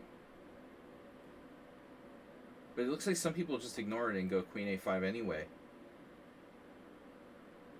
So that's an option. Or black can play bishop g4. But this is similar to what happened in the Carlsen... This is similar to what happened in the Carlsen Van Velde game. f3, e5. This is a sharp continuation. But I don't think this is new. Look, Ivan Sokolov, Avruk, 1999. I had a book by Lalich on the Grunfeld that he wrote around 2000. 99 or 2000. This was definitely in there. So this is considered to be, or used to be considered to be like a line. But it looks like bishop e2 is better. And now what does black do? If black takes on c4, now white plays knight to g5. Interesting. Alright, so white goes queen a4, king still in the center, knight e4, and then that's the diagonal thing, right? Hoping that white takes. We're hoping that white takes. This is what happened in 2300 versus Adorian. There's a guy rated 2575 who lost in 2012 to Hundyuk, a Polish IM. D takes e4. Oh my god. Rook d1. Whoa, dude. This doesn't look right. So your coach just played bishop d7. This guy played queen a5 check, traded queens, and white went on to lose. White has lost the initiative. Let's see, knight takes e6, bishop c3 check, oops, king e2, f takes e6, and 2575. I don't know that guy, but he might be overrated. Anyway, knight e4 here. And now this gets interesting. So Garabin, who, by the way, was originally named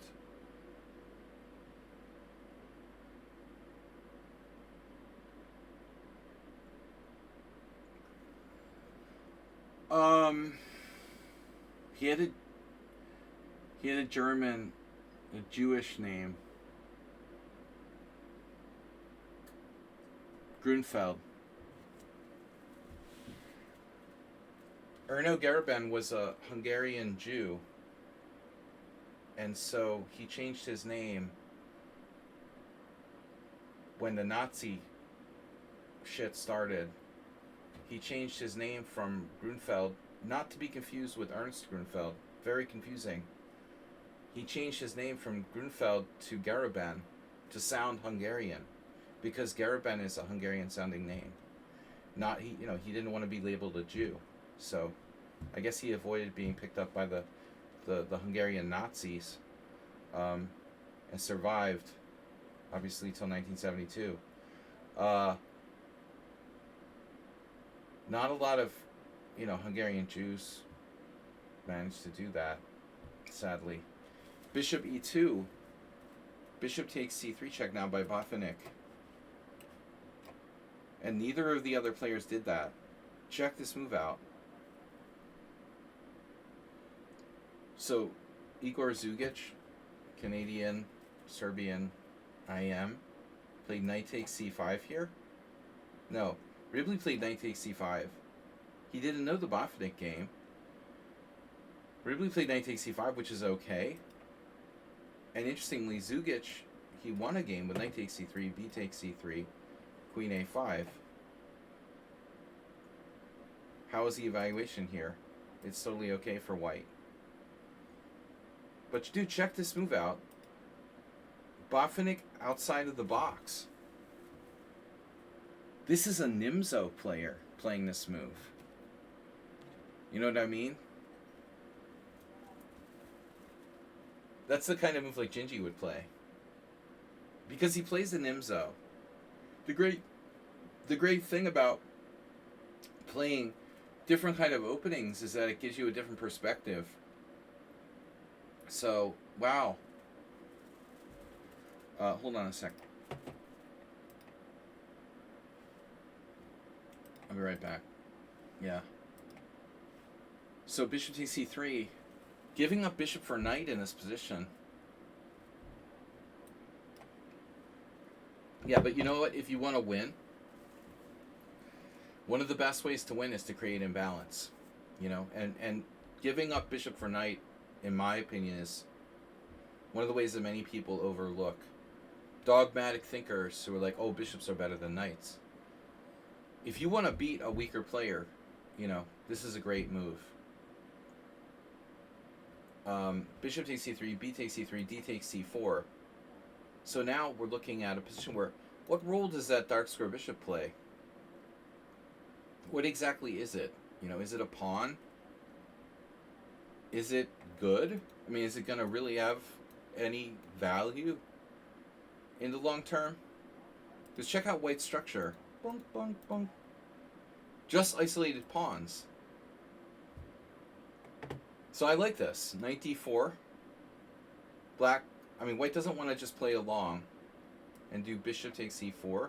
Well, there's some tactical problems with knight takes c5, obviously. So here, here, here, and now bishop h6. But again, this is not an easy win for Botvinnik, this game. This bishop is, he's like the missing link. I mean, he just doesn't really, he's a Neanderthal. Rook e8, castles, e5. And now I'm expecting knight takes c6.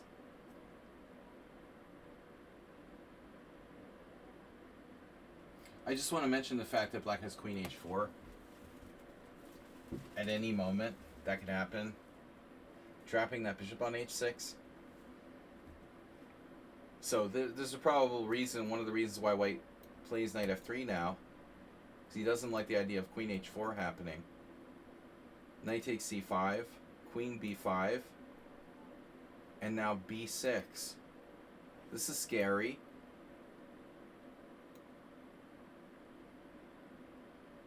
Rook fd1, a6, queen b1, b5. Oh no. Oh no. And now we have this the island of Tahiti on the queen side. Is this bishop a good piece on g5? Bishop g5. Obviously f6, bishop takes f6, we can't do that. So Botvinnik had to carefully calculate, there's no tactics here. I would think like queen d6.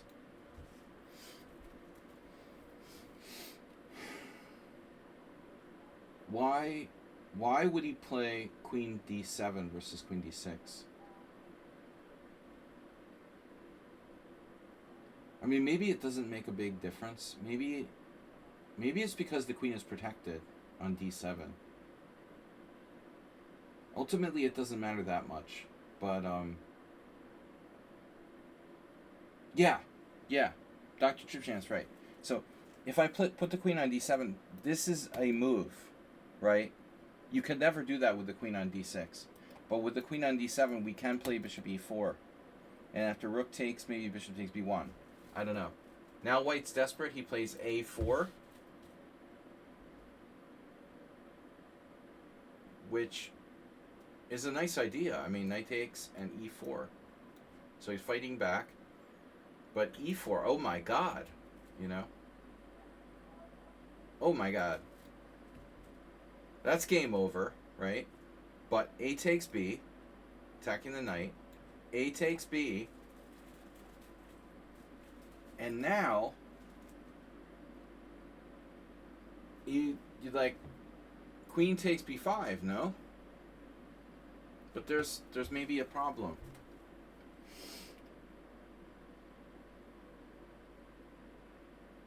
Queen takes b5, pawn takes f3. Queen takes b5, pawn takes f3. Queen takes c5. Pawn takes e2. Oh my god. Queen takes b5, pawn takes f3. Queen takes c5. Pawn takes e2. Rook takes d5.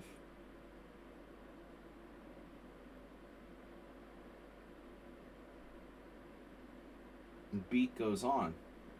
But I was thinking maybe rook a5.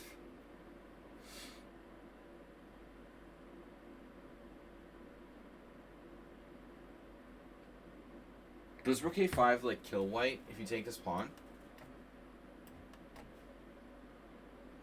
Is that... My question is that game over?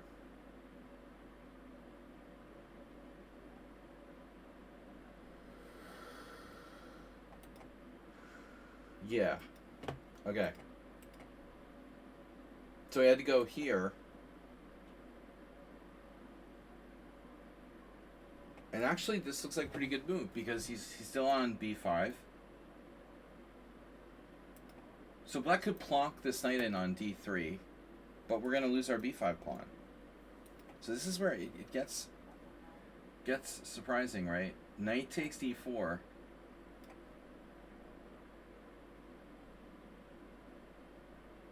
And Botvinnik, it's just like, he just says everything calculated out. You know, it's not just strategically good, it's like positionally good. Rook takes, knight e6. Camel, we gotta come up with a new name for you. Camel subscribed. 13 months. Yeah. Take the Caro-Kann hit points. Botvinnik calculating and outplaying white, like strategically.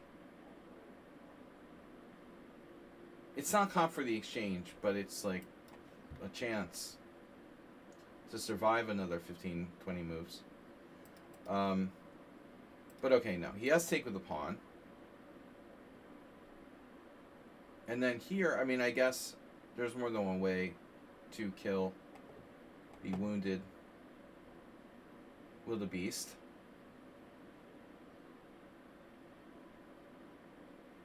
But I think this is more calculation based than anything. I'm so tempted to stick my knight on d3.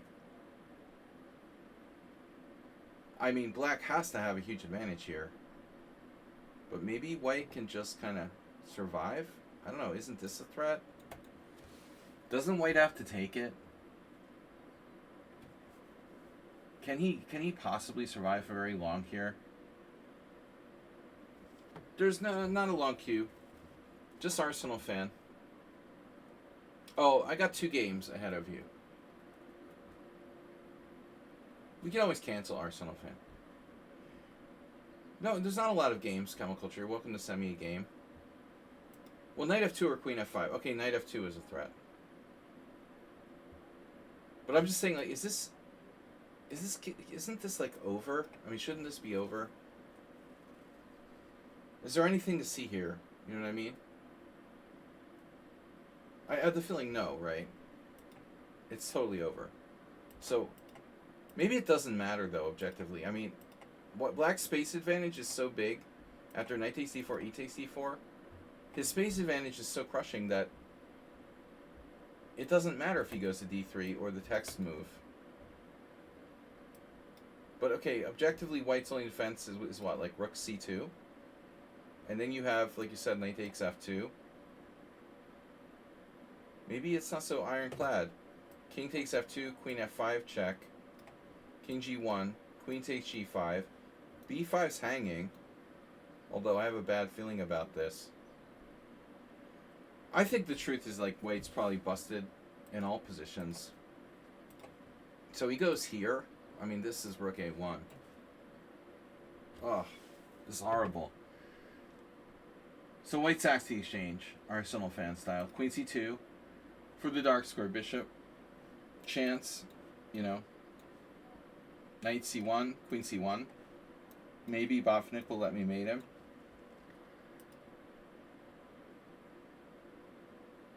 If bishop f6, queen f5. Nothing to see here, folks. Just move along. Queen e3. Yeah, so now it gets to be a little tentacle. He's blockaded. We're going to need b4.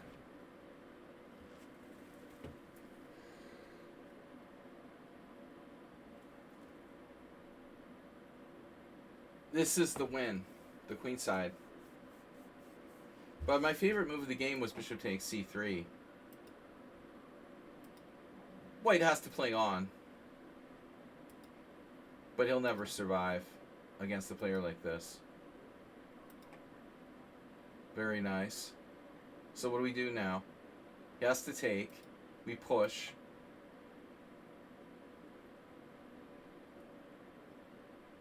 Crushing passer. Rook c1, c2, f3, total desperation.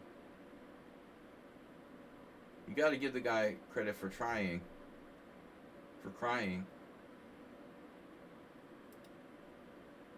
And then fe4, bishop takes e4, d5. He's still trying. Chess Riddler would be proud. And then the surprising queen d6 check. Bishop f4 and then eats another pawn. The thing about Botvinnik, you get like a Mr. Spock kind of feel from his play, you know? Don't you? It's just calculated and not like emotional. Calculation and strategy, both, you know. But like you mentioned, or someone mentioned last week, I suppose if he got in time pressure, like shit could hit the fan. Not a blitz player. Like yours truly. Bishop e6, king h8, d6, rook c1, queen c1, queen d4. Yeah, I mean, I put this game in because I wanted to do some analysis of this game, and I hadn't gotten to it yet. I had only like briefly gone over it. It's not. I don't believe this game is in Botvinnik's 100 selected. Bishop c6, and now h5, and black wins. Well, I guess they reached the time control, and it was a training match, so Rogozin just said, fuck it, I resign. Any news on Astrobait? Well, the latest from the photo was that he's alive, but I don't know. We think he's alive. That's the best I can do. No other news. All right, Camel Culture, May, June. Ugly game. Copy, learn, study, paste. My studies. I'm so good with copy and paste. All right, like a copy and paste pro. Yeah, we suspect that Astrobait is alive, but as to why he's not here, I'm afraid to like investigate. I don't want to know. I could like call his like former landlord and try to, hi, I'm Astrobait's former chess coach. Can you tell me if he's in jail or dead? Or I feel very awkward about that. All right, so Herman Moss. Arsenal fan versus Sparklehorse. Let's see what it's like to be Arsenal fan and trying to beat a really shitty player. So Arsenal sent in this game he played against me. When was this from? This is from last week. This is a Sozin. Okay, yeah, you said the Sozin. Oh, the Emery Tate Sozin. Oh, shit. Was this the epic Emery Tate Uddason game? That was played before Camel Culture was born. In 1997 Camel Culture, I was in Chicago. And, well, I was, at the time, I was like 25 and a FIDE master, I guess. And I was playing in the U.S. Masters. I threw it away recently, but I had a big cup, a big trophy, that I sadly had to throw away all my trophies because I had no way to like bring them to Europe and no one to like give them to. It was really sad. I had like a bonfire at the dump and like threw away all my trophies.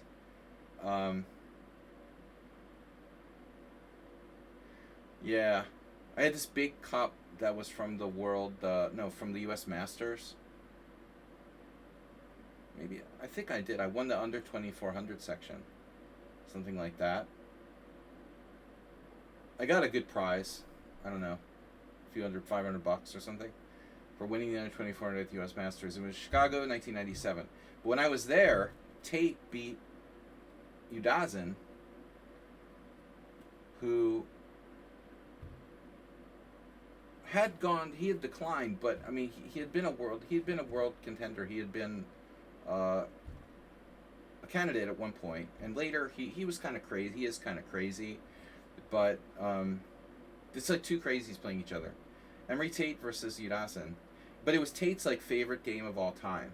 He crushed Yudasin in the Sicilian, and I could never remember like what variation it was. I thought it was like a Curies attack or something. Um, but it turns out that I think this is the game that follows the variation that Arsenal fan played against me in this game, where Tate was white against Leonid in that Chicago tournament. I think chess, yeah, it's both. It draws crazy people, but it also makes normal people crazy. It's chicken and egg kind of thing. Yudasin is really weird, but I like him. He's a nice guy. I tell you the story about the time that I played him in the last round of the World Open. It was later. It was like 2000. I played him in the last round of the World Open, and if we win, we tie for first, unless like somebody miraculously gets 7.5, which was unlikely. And I'm black, and the last time this happened to me, like my grandmaster opponent, it happened once before. It happened with me against Kashishvili once. Kashishvili was like pissed, you know. We drew, and like neither of us could win a big prize. We almost tied for first in the World Open. Could win like, I don't know, 5 or 8 grand or something. But we drew. You know, Kashishvili's like pissed. You know, he's like a normal grandmaster. He's pissed. I get like a class prize, and he gets like very little or nothing for 6.5 out of 9. Other people will tie for first with 7. Then the same thing happens like a few years later against Yudasin. We're playing in the last round. I'm black in this case, and the thing about Yudasin this really fucked up is, you know, he doesn't like collude or try to cheat. He's very honest, but unlike most grandmasters, when you draw in the last round in a tournament with the guy where there's like 5 grand on the line, and you just cost each other $5,000, Yudasin's like smiling and happy, and he's laughing, and he's like, "Would you like to go analyze the game?" "Oh yes, let's go analyze the game." He doesn't care. He's like, most GMs would be like pissed, you know, wouldn't want to talk to you. Leonid's like, "Oh yes, let's go analyze the game. It was very interesting." You know, the guy just loves chess. It's like, it's crazy. Like, most people aren't like that. You know, they're playing chess because they have to. You know, it's like he just lost out on $5,000, and so did I. But I mean, it was just funny. You know, he's a really, really interesting person. Definitely really weird. At one point, I think he tried to become like a Hindu or something, and then he changed and went back to being like a Jew, and then he changed to become like an Orthodox Jew. So I don't know. He's like all confused. All right. Anyway, that's the backstory. But I'm black and I'm Arsenal fan in this game, and we're gonna see how Emery Tate played against Yudasin. This was Emery's favorite game. He used to run around showing it all the time. D4, C6, D4, knight takes D4, knight F6, knight C3, A6. So I'm playing the Najdorf, and actually, I don't know what Yudasin expected, but like for example, Tate once played Queen F3 and Defermian started laughing at him. You know, he made faces and started laughing at him and played like G6. So Tate liked to play the Sozin, but not necessarily against the Najdorf. You know, he was kind of a joke to a lot of strong grandmasters. But he was dangerous, so you had to be careful. You know, he could lose in 12 moves, or he could like beat a strong grandmaster. You never know. He played Bishop C4. Okay, this is Arsenal fan, not Emery Tate, but that's the funny backstory to the game. E6, Arsenal plays Bishop B3, and I normally, with white, have played this a lot of times. But I always go for normal lines with castles kingside. So I'm playing the black side of the Najdorf, and I don't normally play the black side of the Najdorf. So my knowledge is limited, but I would probably normally play B5 here. A lot of people make the mistake of playing Bishop E7, and that allows G4, which is good for white. So black could transpose to the Scheveningen or classical Sicilian with knight c6. But usually, I think this one kid once played queen c7 against me. I didn't know what to do. I lost that game. Usually, I would play b5, and when I was white, I would face either b5 or knight on bd7. Those are the two lines, right? So I played knight b7 against you, Arsenal fan. But I'll be honest, this is probably one of my first games in my life ever playing this move for black. I have played this position many times with white, and in fact, I even spent hours studying this opening with a friend of mine back in the 2000s. But I never studied this position from the black side. But I don't know, we were playing the other day, I just decided to throw it out there because my brain fog was acting up. I don't know. The last time I had this position on the board was in the U.S. Championship with white against John Fedorovich or something, where I drew back 20 years ago. I don't even know if I've had the Sozin with knight on bd7. Consequently, maybe one. I don't know. But this is new to me. You know, I didn't know this was even a move. And then you look at the database, and there's some games here and there, right? Sachs, Jula, 1996.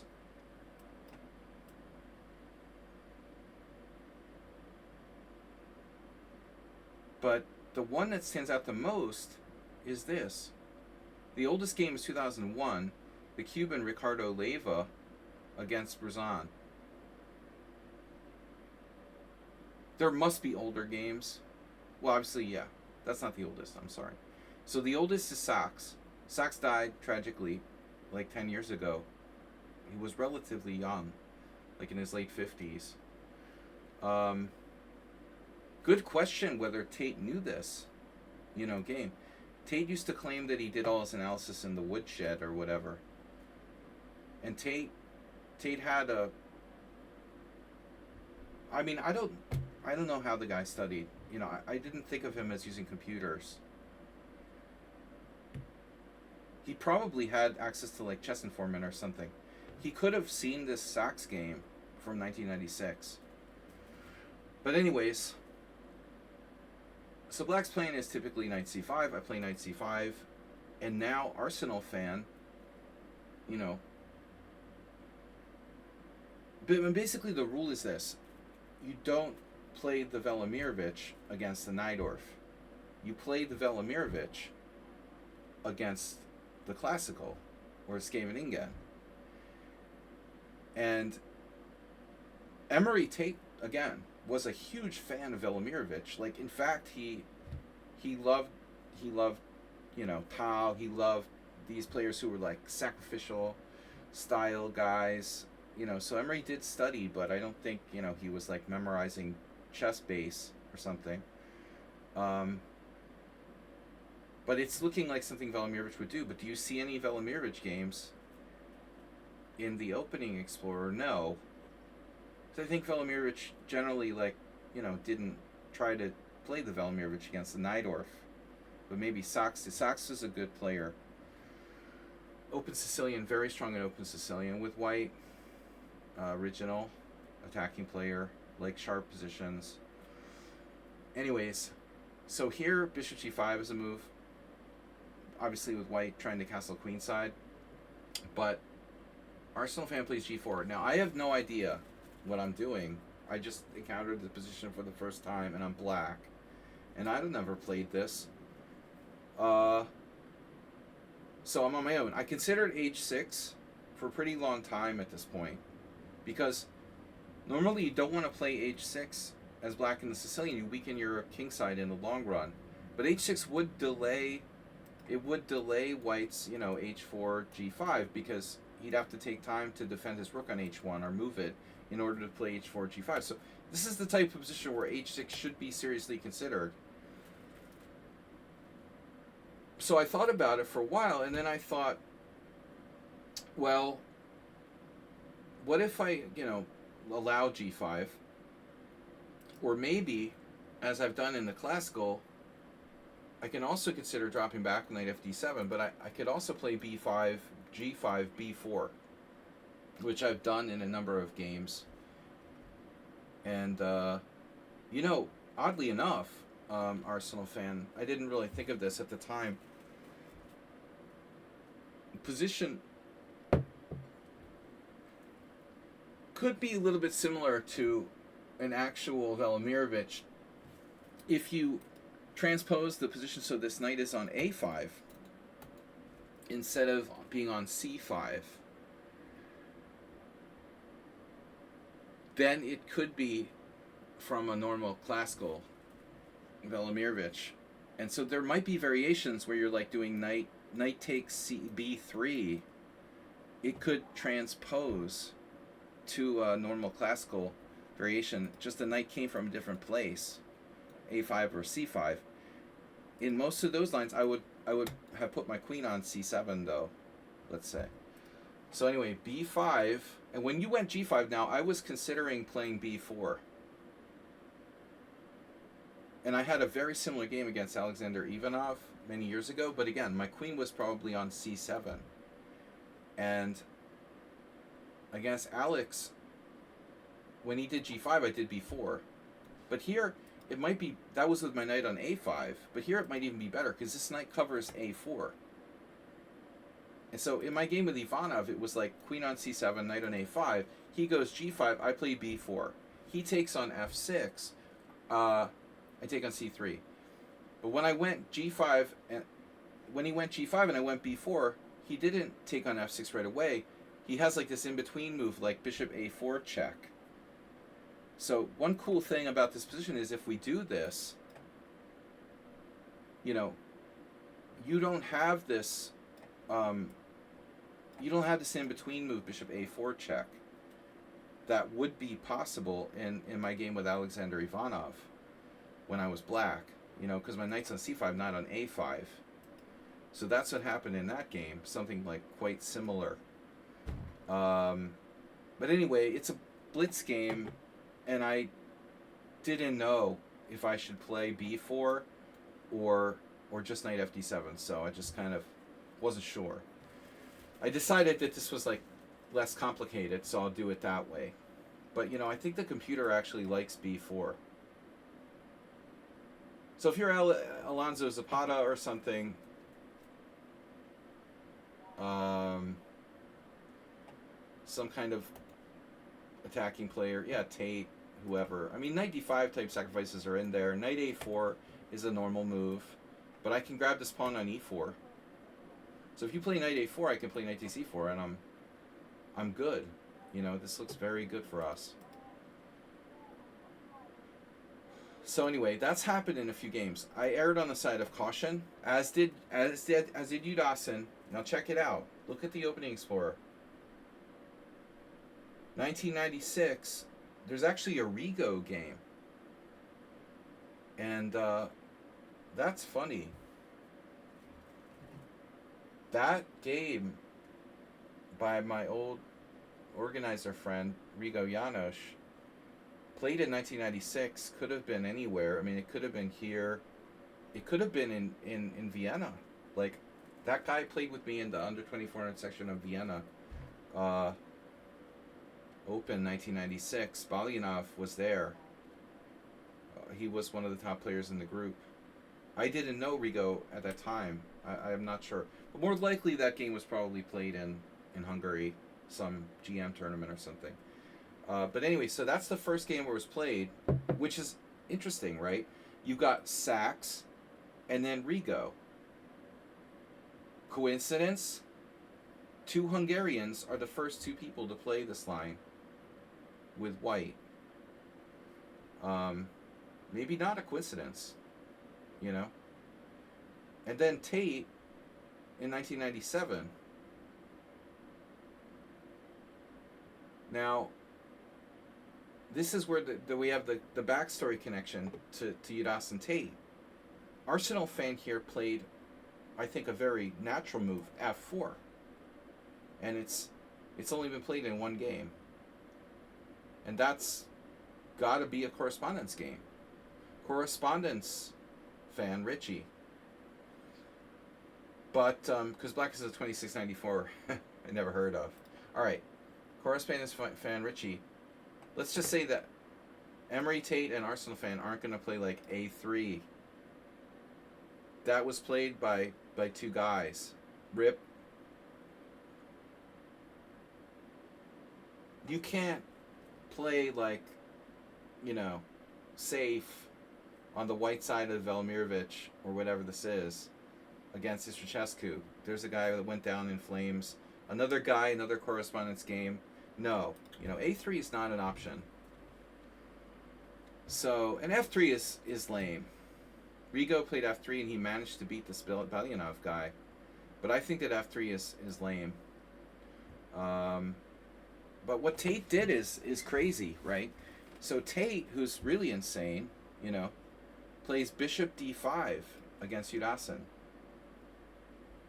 And Brian Smith would later repeat this against Justin Sarkar in 2004, when I have no idea if that's coincidence or he knew Tate's game. Tate used to go around showing his favorite game, so he probably had shown this to a lot of people. They could have even known it, but whatever.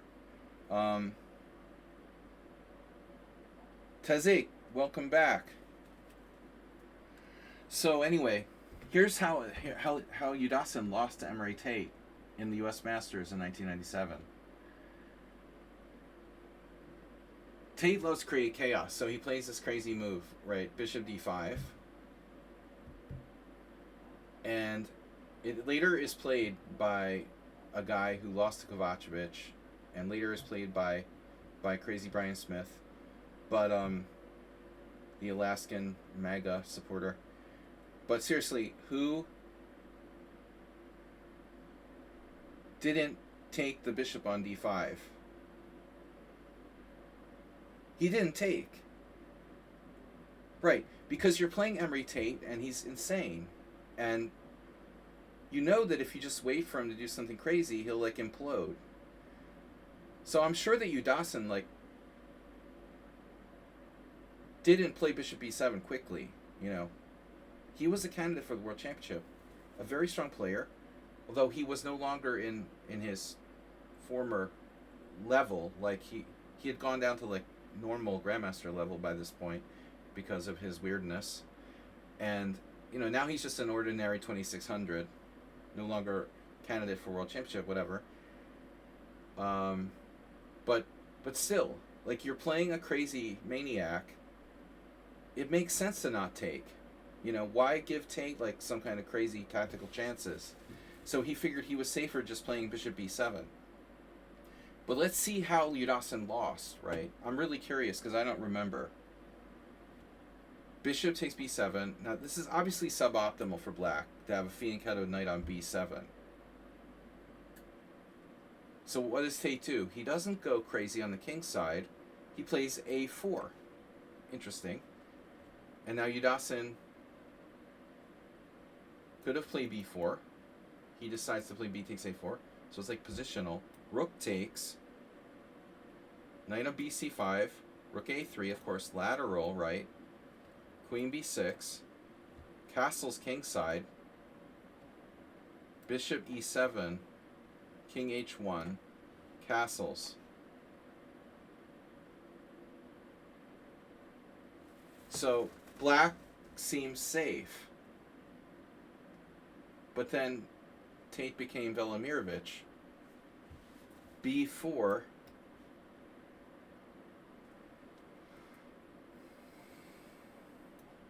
Right? You see the double knight sacrifices that are just waiting to be played here.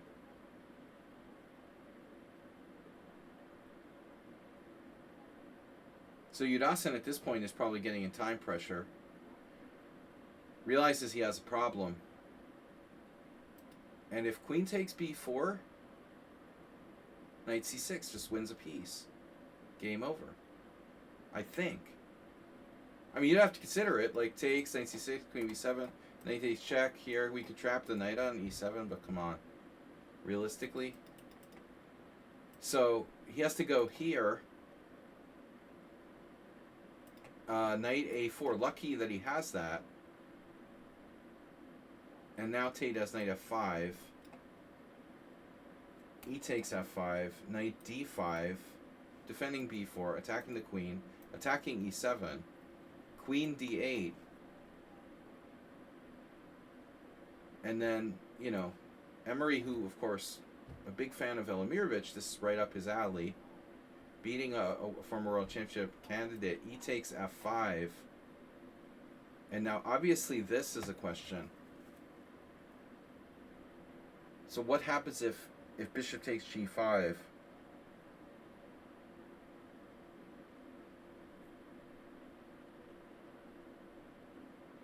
I mean, I honestly, I can't see there being another option here. I mean, how can you not take on g5?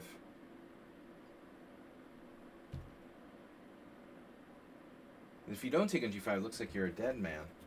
So he doesn't take on g5, he plays rook e8. But let's take a look at the engine. Shit. Bishop to g5 was necessary. It was the best move. And Yudassin is alive. Wow. Bishop g5. Necessary. Again, Yudassin shies away from the sharper line. Take, rook g1, queen h6. Takes, rook g1, queen h6. Rook takes a4. Knight s6 and black lives. He lives. So this was really important. He again was like hesitant against Tate, played rook e8, and now queen h5. But this is a problem because he keeps the g pawn. So yeah, I mean, Yudassin tried to keep the material. Oh my God, knight a b6, rook h3, knight f8, f6. Knight takes d5, f takes g7, king takes g7. And we reach move 25. So the database drops out at that point. Obviously, bishop b2 check. And I guess that's it. I don't know, maybe Yudassin resigned, but I think move 25. Yeah, it's bishop b2 check. Game over. Check this out, though. Because I was expecting queen h6. It's winning. But Emery probably showed this to everybody in the world. He has g6. Oh my God. Poor Yudassin. He'll be remembered forever for losing this game. Bishop f6. Pawn takes f7 check. King g7. Rook g1 check. Knight g6. Queen takes h7 check. King f8. Mate in 8. Tate's like, mate in 8. Yudassin. Mate in 8. Alright, anyway. So that's the backstory. The greatest Emery Tate brilliancy of all time is the backstory to my game with Arsenal Fan. But Arsenal Fan went off the path with the correspondence database and f4. Not playing the Emery Tate bishop d5. By the way, if you play bishop d5, I will take it. I am not going to follow Yudassin's example. We go with Kovacevic here. By the way, pawn takes knight c6. This is very crazy. Queen b6. E takes d5 with positional compensation, obviously. Classic sacrifice, knight e5, and white has f4. And the strange thing about this position, right? I think this is quite strange. 2 games. You know, Brian Smith, nothing special, especially back in 2004. But another guy just at 2200. How did both of these guys not play f4 here? You know? I mean, isn't that kind of weird? Like, the obvious move. But how did they both not play knight f4, winning the piece back? I mean, This is the obvious, clear move. I guess they were afraid of bishop g4. So it's like an optical illusion. After bishop g4, queen e3. This is actually really crazy. b4, knight d1, and the beat just goes on. Black has to get the piece back.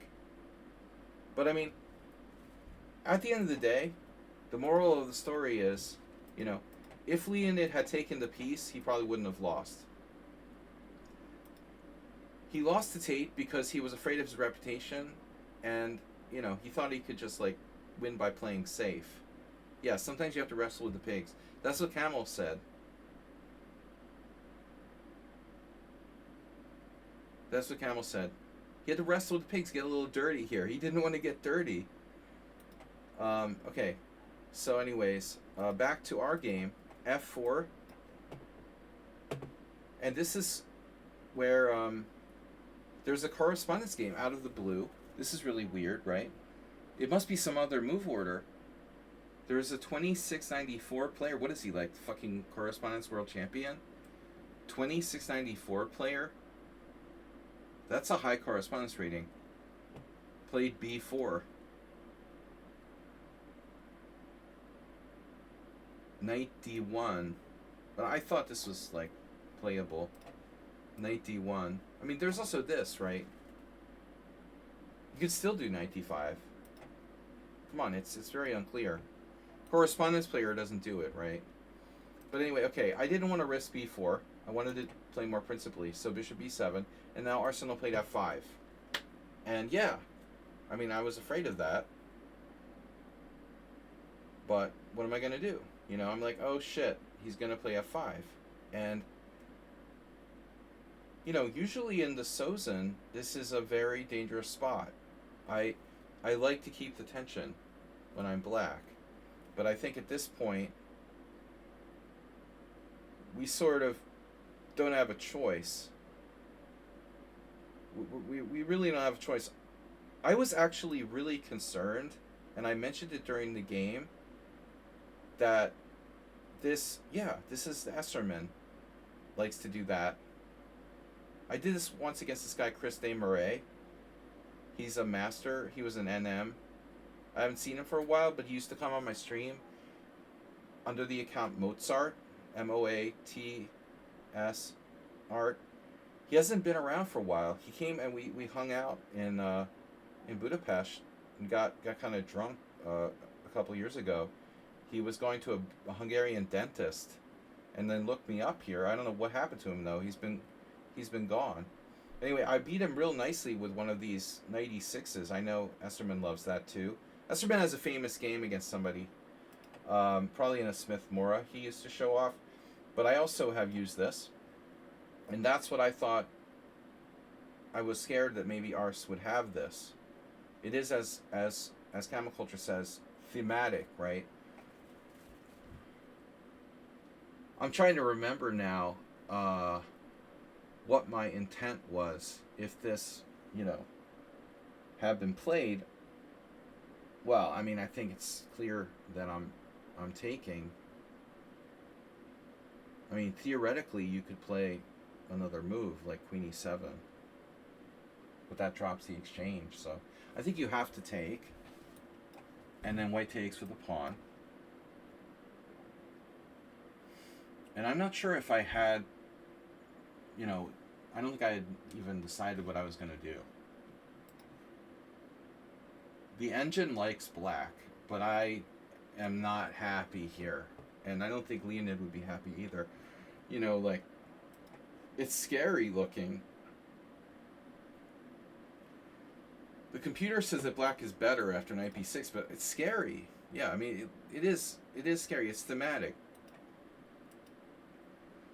Oh, queen h5 check? Right away? That's scary too.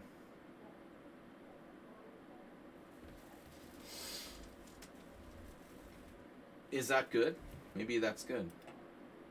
It's not good, wow. Well, if this was Emery Tate, like, analyzing in the bar at the hotel, black would be, like, -5 here.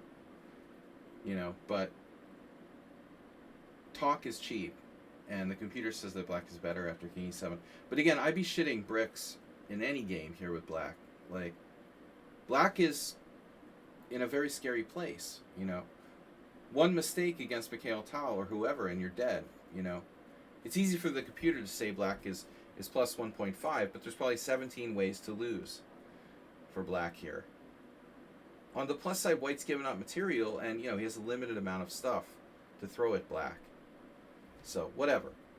So the game was f5. I decided to play e5. Ars didn't try to take anything for granted. You know, even g6 has to be considered, but there's a little problem there with queen h4. So, knight f3, solid move, right? And now I took. He opens the A file. You know, you're always welcome to do this too. It's possible that this can sometimes be better, but usually it's better to take with the A pawn, of course, to open the A file. But, you know, sometimes when you castle queenside, it's actually superior to do it the other way. So if you're, like, planning on castling queenside, you might consider taking with the C pawn. From defensive perspective, oftentimes, you know, if your bishop moves and you castle queenside, you play king b1, that's actually better for your king. Yeah, exactly. So, AB, and now I want to play b4 before white can reestablish control of d5. And I thought I was better here. But this is a really interesting position where I think that we maybe both misevaluated. I thought I was okay after b4, but apparently not. So I can't emphasize this enough, guys, with poker, with chess, but it's like patience is the single most important thing. Obviously that doesn't apply in like bullet and stuff, and that's why I hate bullet. But here I thought, like, I have to do something quick, you know, and actually knight d5 is a big problem. So b4 is a mistake. I misevaluated this position. I thought after b4, knight d5, I was fine. But it turns out that I'm not fine. White's, like, space here and control of the white squares is... I mean, it looks like white's, like, overextended, but there's nothing I can do. There's, like, nothing I can do. He has this nasty threat of knight d4, too. Trash compactor. Well, the true trash compactor, he needs to get c4, c5. This is like just a embryonic stage trash compactor. Although the kingside there's a kind of trash compactor. Yeah. Kingside trash compactor less common. I mean, this is the standard trash compactor over on the queen side. But yeah, so that was a misevaluation. I should have done something else. I don't know, maybe like knight b6. And that's where my like lack of Najdorf-ness really kind of comes in. Like, I don't know when I'm supposed to play knight b6 because I'm like not a Najdorf player. You know, I never put my knights on b6 in the Sicilian. So anyway, b4 was a mistake. He should have played knight d5 with an edge. I think, you know, if Arsenal had seen it, like, oh yeah, knight d4, he would have gone for it. He goes there. Now I'm okay. And now we have thematic, like, Najdorf breakout type themes. If this happens, you know, white's dead. I know, knight b6, bishop e3. But that's another kettle of fish, right? If I play knight b6 and you go bishop e3, you don't really want to take that, you know, because the dark square bishop is kind of your best piece, you know. So if this happens, if the shit comes down like this, well, that's a different story, you know. Dr. Nunn knows whether this is good or not, but I don't, you know. All right, so b4, knight a4, rook c8, kind of standard move. And I felt like everything was okay now, though I have a really shitty bishop on f8. I'm hoping to be able to play d5. Arsenal plays c3. But I have a question. Okay, this happened to one of my opponents, like in the spring in the Dragon. He got his knight stuck on a4. And now that I think about it, I realize that that's a concern. If you play like c4, for example, what if your knight never moves again? You know what I mean?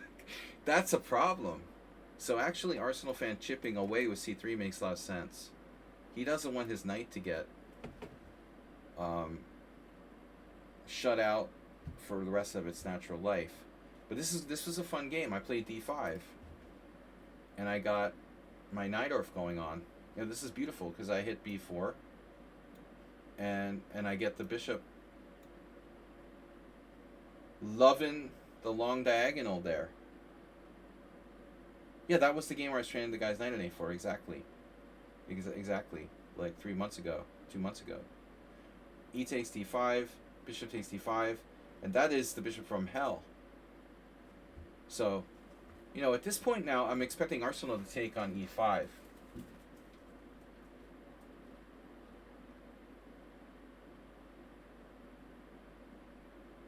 And I guess I was okay with that. You know, knight takes c5. Wonder if I could win material with just like queen e7. I was intending to take and trade queens with queen e7.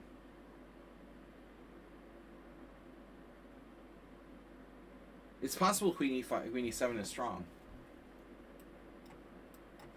Let's check. No, you got enough resources. Amazing. Knight takes, queen takes e2 check, king takes, bishop takes h1, and white has compensation. You have compensation down the exchange, but I thought it was safer to just trade first. But it turns out it's better to play queen e7. Yeah, so this was actually a good move for you. I think you should have taken on e5. But we're both in time pressure at this point. Castles. And then here... I mean, now the game gets really shitty. I think that we played well up until this point. But at this point, it's like both of us are in some time pressure. Under a minute. And I have more time, but not for long. And I don't know about bishop d6. I guess it's okay. But Arsenal now did c4. That doesn't seem right. Because this strands your own knight again.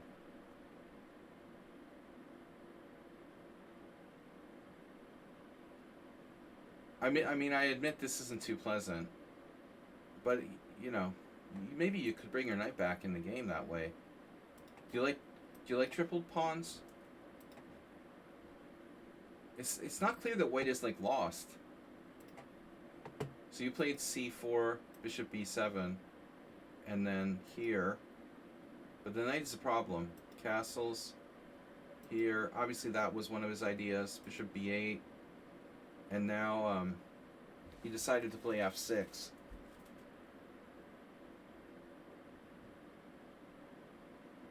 I'm not going to play f6 unless I have to. No, this looks like a good practical try. But I've been checkmated by Alexander Ivanov enough times that I'm not going to let you take on g7. And now you went for the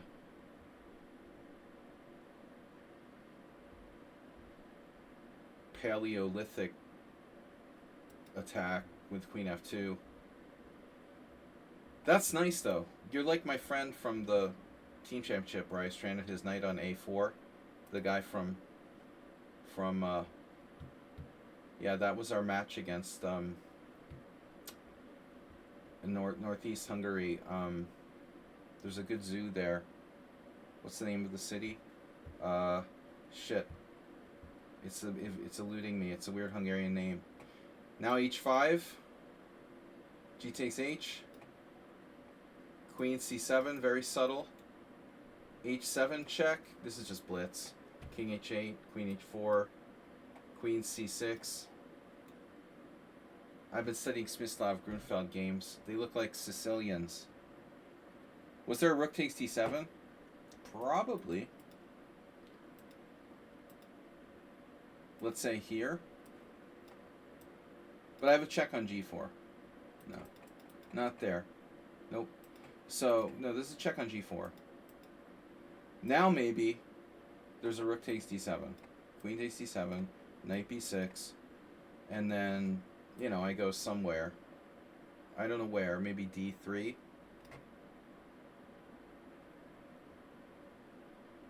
Where do I go?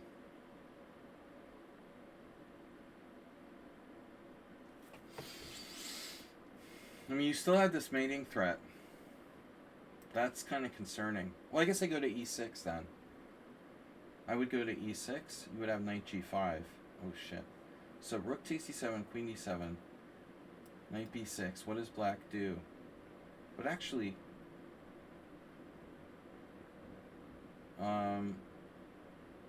I mean, yeah, because I'm assuming, like, if you go here, I have check, and that's a problem for you. What if it's not? What if I'm, like, lost here? King here? Wouldn't that be sick? Queen takes check, king e1, and black's lost? Oh my god. So that's the point. I have to sack my queen now. Which I'm probably lost anyway. Yeah. So, I have to sack my queen, and then, anyway, I'm lost. She's just always going to checkmate me the same way. So, rook takes d7, huh? Wins.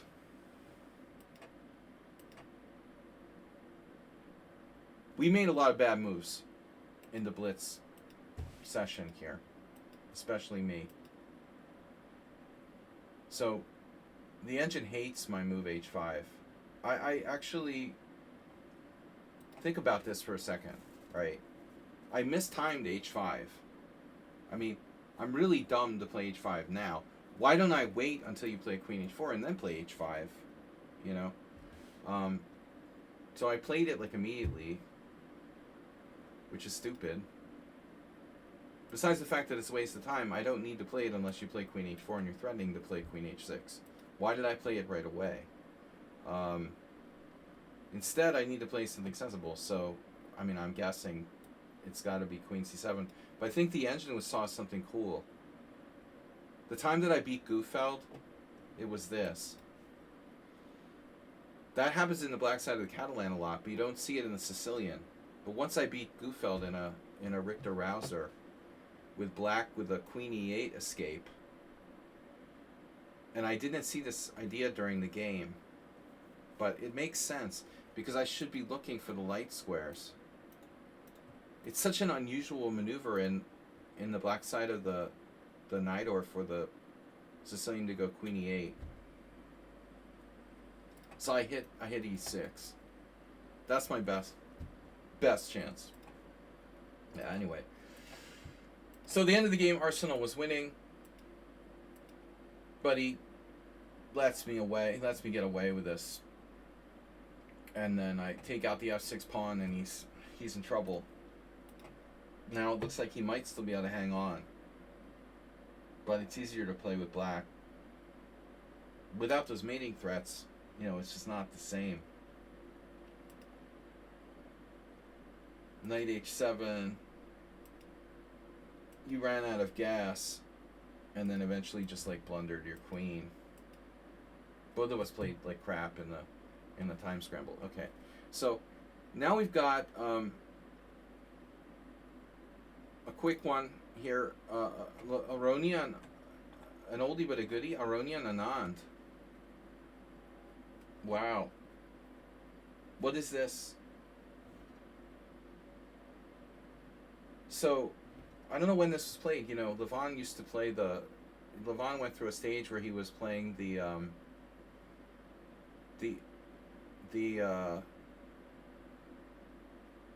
anti-Marin with the pawn sack,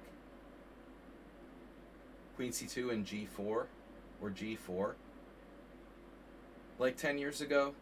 One thing I've noticed about Aronian, I don't know, not so much anymore, he's a different player now, but, you know, he was very lucky. Like, sometimes he would really play recklessly and get away with it, you know. Um, I'm not sure if I've seen this game.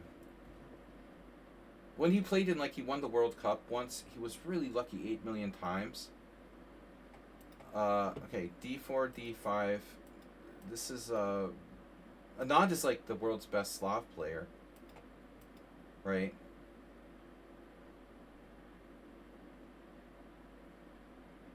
e3, knight on bd7, bishop d3. I mean, Gelfand too. D takes c4, bishop takes c4, b5. But anyway, what my point was, like,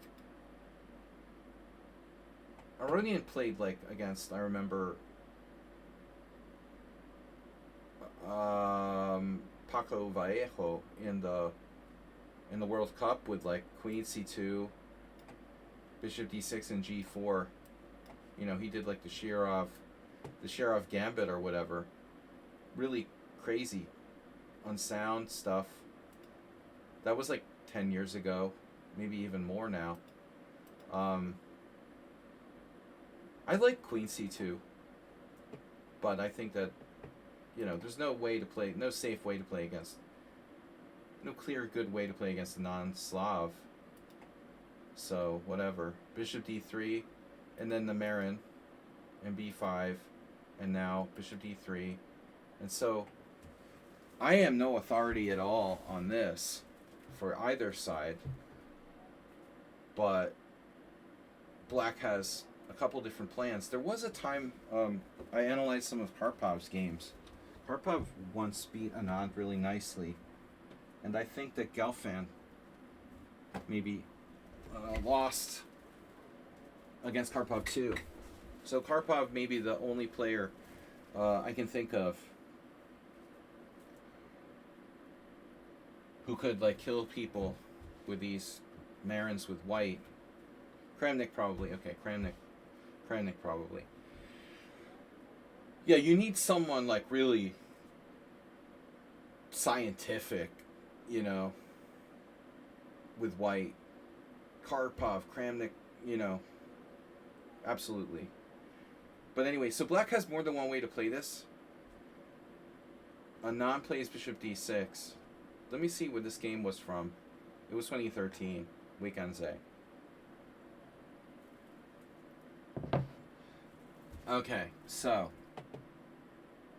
you see, there's other games with Anand is black, Anand is black, Anand is black, Anand is black. Bishop d6. Castles, queen c2. And that seems to be the number one move. You know, I never played this with white. I would imagine, like, a3 for those with large testicles. I mean, I always thought of e3 as, like, a pussy move, you know, to be honest. All my life. I mean, think about it for a minute. The worst is, like, when they go here, you know, this is like, how much of a chicken can you be, you know? You're going to play d4, you're going to play that. Why not just play the Kali system with white, you know? And then here, I always played the Botvinnik variation with bishop g5. But that requires an immense amount of theoretical knowledge. So anyway, and I've had a rough time, especially against, like, h6, for example. Try to prove an advantage against the Moscow. But anyways, so e3, blah, blah, blah, blah, blah. We got a Marin. Okay, b5, bishop d6, castle. But this move looks funny, you know, queen c2. I call this the toothpick attack. You know, you're, like, putting a queen on bishop there, and you're attacking like that, you know, like the dumb end of the battery, right? Optically, queen c2, it kind of looks funny, you know. I mean, I'm used to putting my queen on e2 in the queen's gambit. This is by far the number one move, although we're only talking about hundreds of games. It's not like thousands of games. Queen e2 is apparently not good in these types of situations. Again, I'm not knowledgeable um, of the Marin, really. You know, that's a more natural square for me. But Queen C2.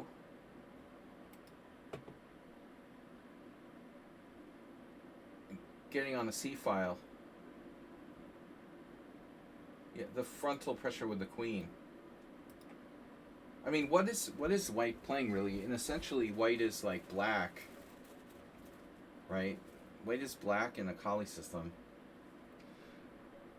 Black's playing the Kali system, but then he's playing like, you know, B4. It's accelerated. It's a decelerated Kali system. Yeah, that's all the semi-Slav is. Bishop B7. And now we get A3. There are 1.7 games, 1.7K games played by white. So 1,400 of those games are some kind of correspondence games for sure. I love the Lichess Opening Explorer. There's no games from before 1960, and there's like 8 million like correspondence game draws in the Opening Explorer. But yeah, okay. This seems to be like the main line. Very precise. By the way, going back a move, E4. This is, I would say, kind of a natural line for white as well. E4, E5. Bishop G5. Shabalov lost. Shabalov won. I mean, I don't know. This line, I think, is kind of straightforward. I saw Banus playing this one time. White can also do other stuff, quiet moves, B3, but whatever. Bishop D2, there's an inspired move, right? Boy, Bishop D2, really exciting. It's a barn burner. Anyway, Queen C2, here, Rook C8, yes. Aren't we glad we have our queen on C2 now? And now knight to G5. With the subtle attack against H7. And now check out the wonders of the statistics here. Check out the move C5.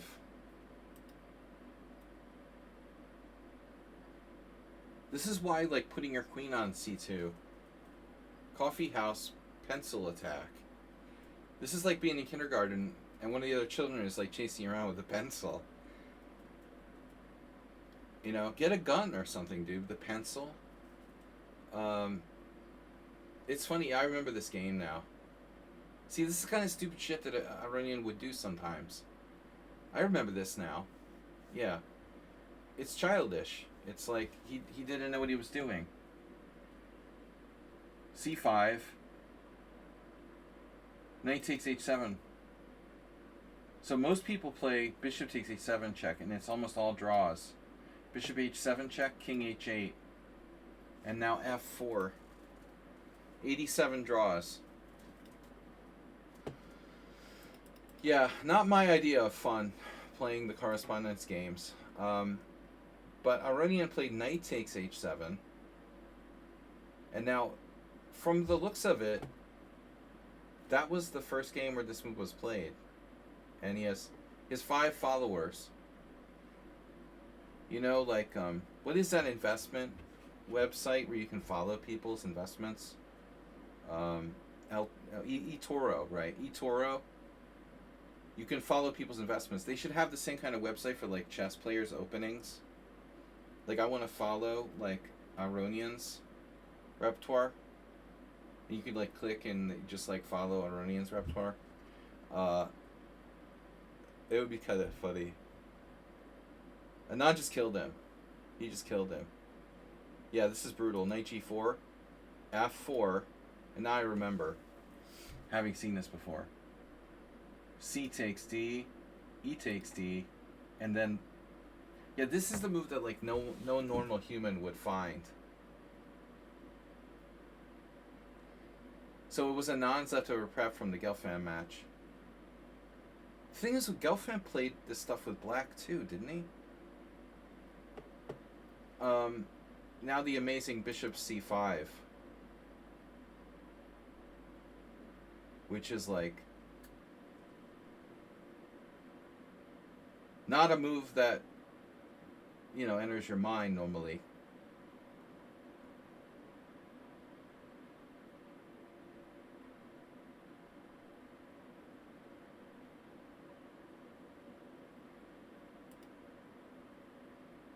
And then another brilliancy, knight on d to e5. So this is beyond Emery Tate now. Bishop takes g4, bishop takes d4, check.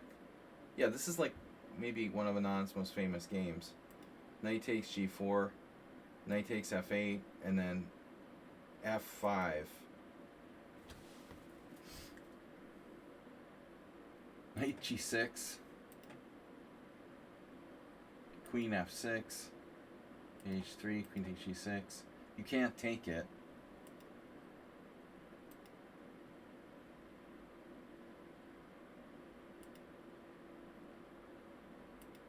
This reminds me of like Aronian in the World Cup.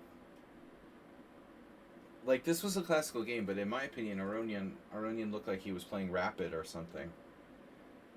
He got crushed so bad. I mean, most famously, these two bishops were the game Rotlevi-Rubinstein, which was actually a semi-Slav, I believe. Though maybe it was a kind of semi-Tarish, actually. But anyway, okay, basically the same kind of principle with the two black bishops on these diagonals. Yeah, that's a classic. All right, and then the final game, Moss Herman Moss. Herman. Mos Hermanos.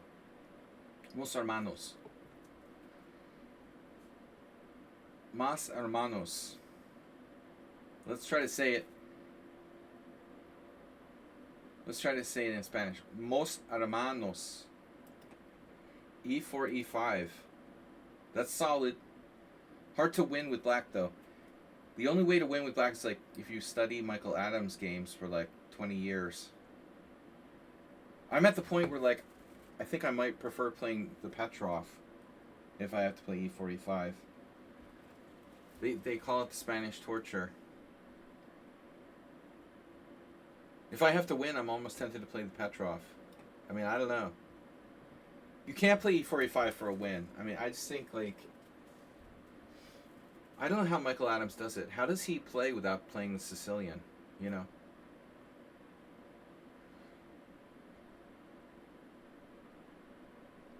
He played different stuff, but mostly E4, E5. That's hard to do. E4, E5, knight f3, knight c6, knight c3. Blech. Ah, I'm gonna vomit. That's a bummer. Major buzzkill, right? Knight c3. Now what are we gonna do? Oh my god. That sucks. Yeah, this sucks. Bishop c5 sucks. Bishop e4 sucks. g6 sucks. h6 sucks. d6 sucks. f5 is fun but sucks. Bishop e7 sucks. So the only move you can play is knight f6. Doesn't that... It's crazy. Like, you literally have one good move in this position with black. It's not fair, you know? How is it possible? There's so many possibilities in chess, right? And we only have one playable move in this position. Because everything else is bad. It's crazy, right? Look at the statistics. Okay, bishop e7 is the second best move. That's probably true, you know? This is kind of sick, but this is black's second best move. Seriously. Not a joke. I have seen people do this, right? Oh, this game, Merva. Oh, yeah, this was last year. Oh, my God.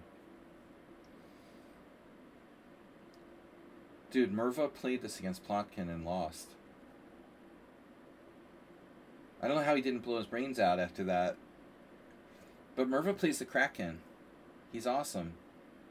I was like, oh my god. You can do that. It looks like Plotkin didn't really take advantage of it.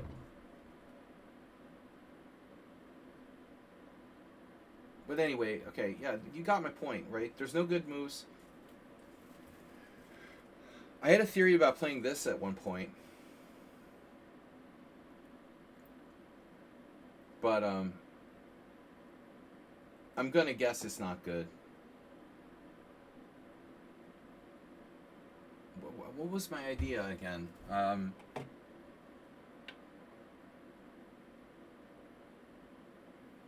can't remember what my idea was. Maybe the idea is like bishop c4 and you can't play knight takes e4. I don't know what the hell I'm thinking here. This is stupid, you know? Alright, so only move. Bishop b5. You know, there's all the other moves. Be careful, Camel Culture. h3 is trending, and I played that from time to time. My friend Jose did a course on that on Chessable. h3, a3, bishop e2. You know, I was thinking. There was this dude. Yeah, I played in an IM tournament. Somebody explain this to me, right? So I played in an IM tournament like 3 years ago. And I'm paid to play. I don't really want to play, but I'm paid to play. I play a bunch of people I don't want to play. And in the first round, I'm sitting there, and there's like two guys who are not IMs, but like, you know, players who are trying to make IM norms or whatever, playing each other. One is from India. I don't remember the other guy's from. They're both like 2300 FMs or something. Oh, G3. I'm sorry. No, I like G3. So they're both 2300 FMs, hoping to get an IM norm in like a 9-round tournament. And the first guy goes bishop c4. I'm like, what the fuck? And I think his opponent is like slightly lower rated. And I can't help but thinking, like, what's wrong with this guy? You know? So black plays knight takes c4, and like 12 moves later they draw.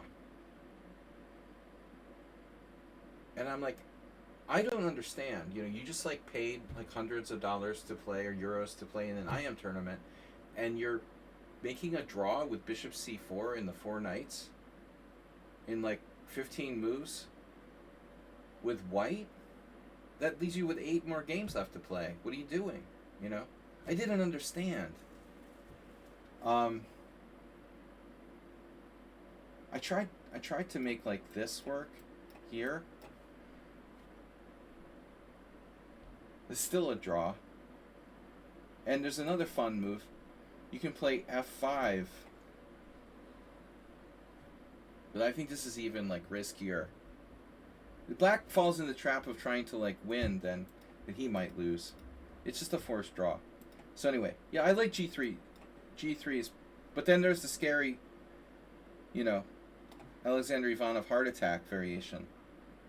When Husari played this against Ivanov, he was like hyperventilating and like, you know, and then he retreated both his knights back like this.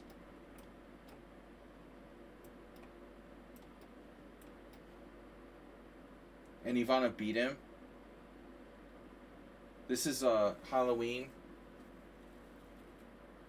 Dracula. But check that out. There was a game by Gleck. Wait, we gotta see what. This is new. Wow. Oh my god.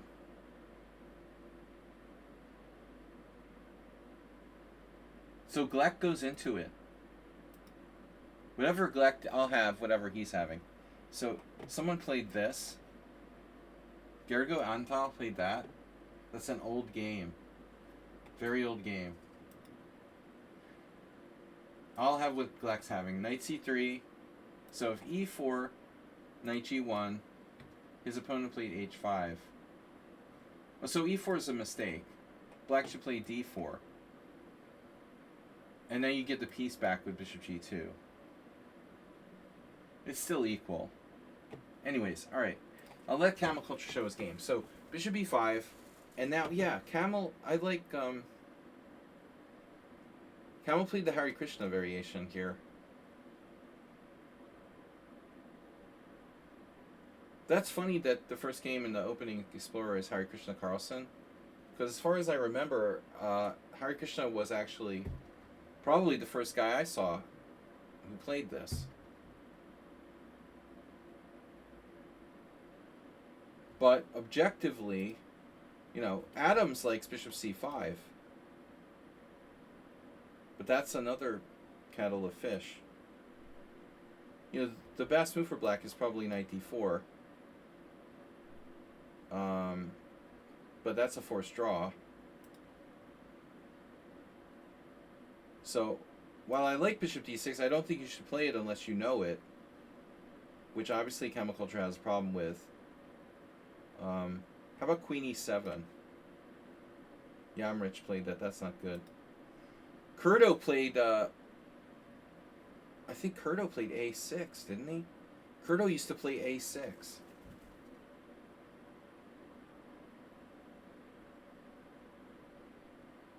I mean, that probably has some old historical significance. But maybe Chemical Culture, you should just play bishop b4. There's nothing wrong with bishop b4. So anyway, it's tough. Bishop d6 is interesting. Okay, let's see what happened. So your opponent played d3.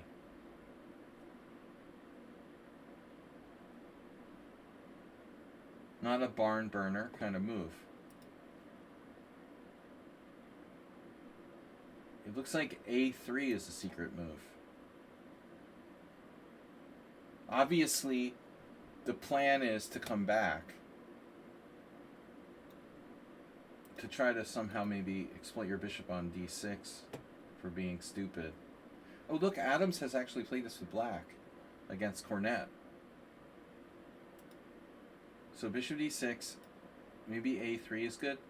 d3. Now you played a6. A.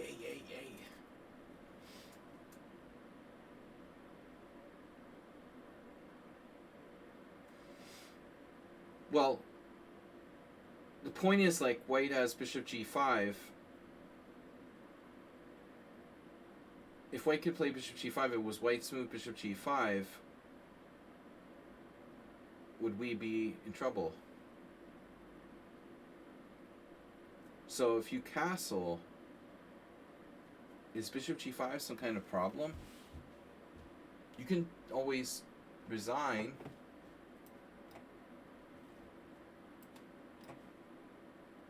It's not a problem? It's not a problem. I mean, I would be afraid of, like, g4 or something. But apparently it's not a problem. But I don't know. I mean, h6, a normal scaredy cat kind of move. But the plan is, like, castles, rook e8, bishop f8, right?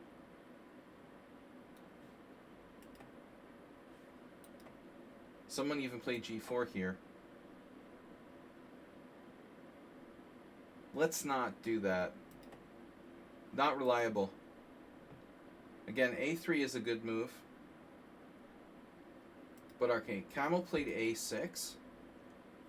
You're, like, really encouraging this guy to take on c6.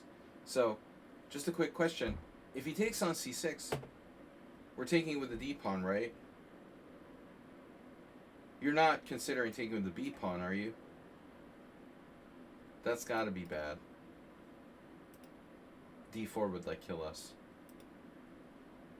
I would think, like, a lot of people, especially lower rated players, would be happy to chop here.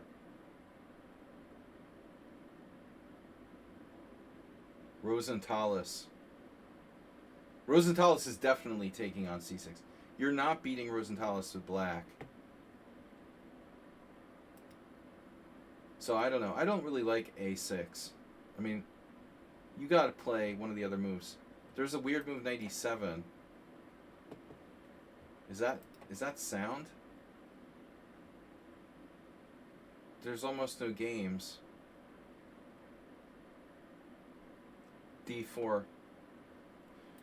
It might be playable, but it's not great. So castles or h6. I don't like this as much. Bishop a4. And now b5. So it looks like you really went... Yeah. You went south here with b5. Yeah, caveman. You're not a caveman. You're like and you know you're not a caveman. What you are when you play B5, you're like one of those native tribes. You're like one of those native tribesmen who's never seen like people. One of those undiscovered.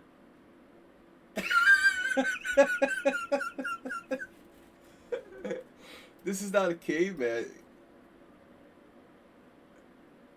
You're one of those, jungle.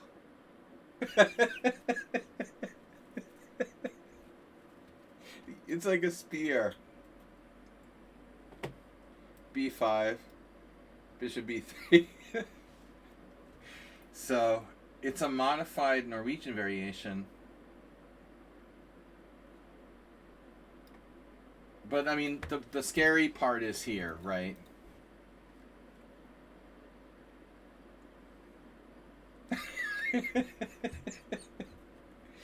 He's never seen people. He's one of those Brazilian tribes people that's undiscovered.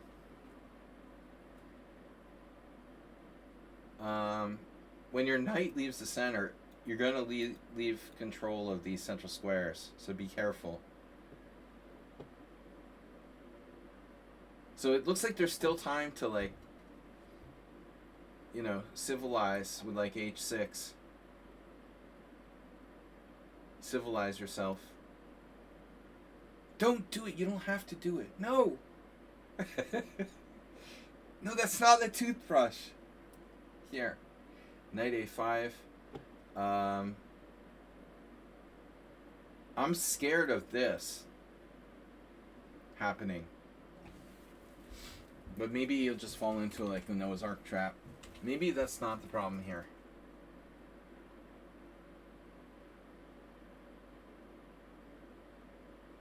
Dude, Ponomarev went native once too. Against Su Yifan. Apparently bishop g5 is a good move. It makes sense. But I really thought, like, I mean, white has great control with d5, but I thought, like, the knight leaving the center means, like, white would probably use this moment to take out... I mean, the point is, like, black has trouble defending e5. Your bishop on d6 is a little overloaded. So e takes d4.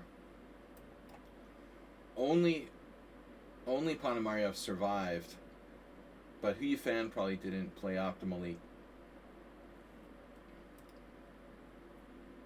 Queen d4. No Noah's Ark trap here. Black's best move is knight c6. Who would believe that, right? The engine at depth 25 thinks that black should bring the knight back. If that's any indication that this whole variation is kind of shaky, knight c6 is black's best move now. Yay. Yeah, this is not good.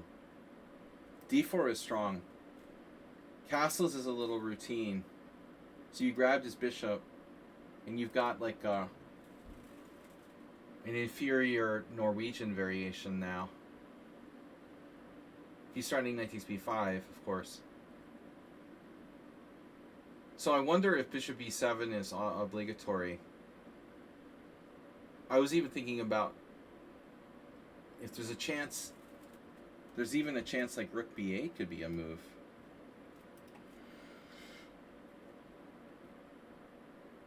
I mean, this is the threat.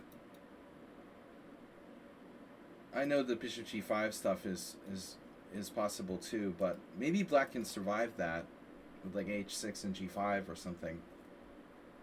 So Camel Culture just kept throwing spears at the visitors. We come in peace. b4. And then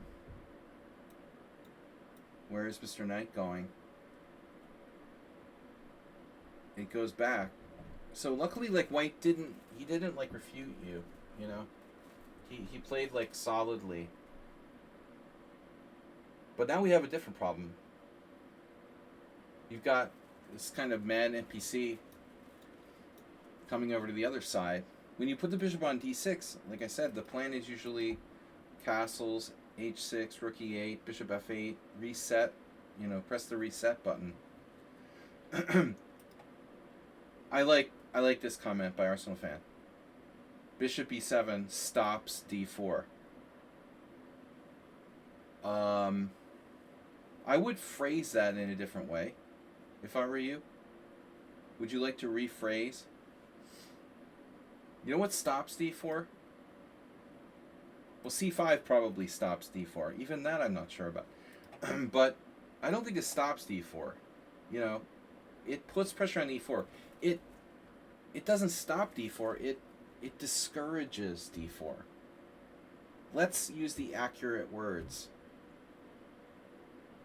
It might not, but it doesn't lose a piece. It doesn't lose a piece. Okay, we agree on that. It doesn't lose a pawn. So your opponent didn't want to go on the jungle safari with knight b5? Did you consider that? The jungle safari variation. Knight b5. Falling into Camel's clever native trap.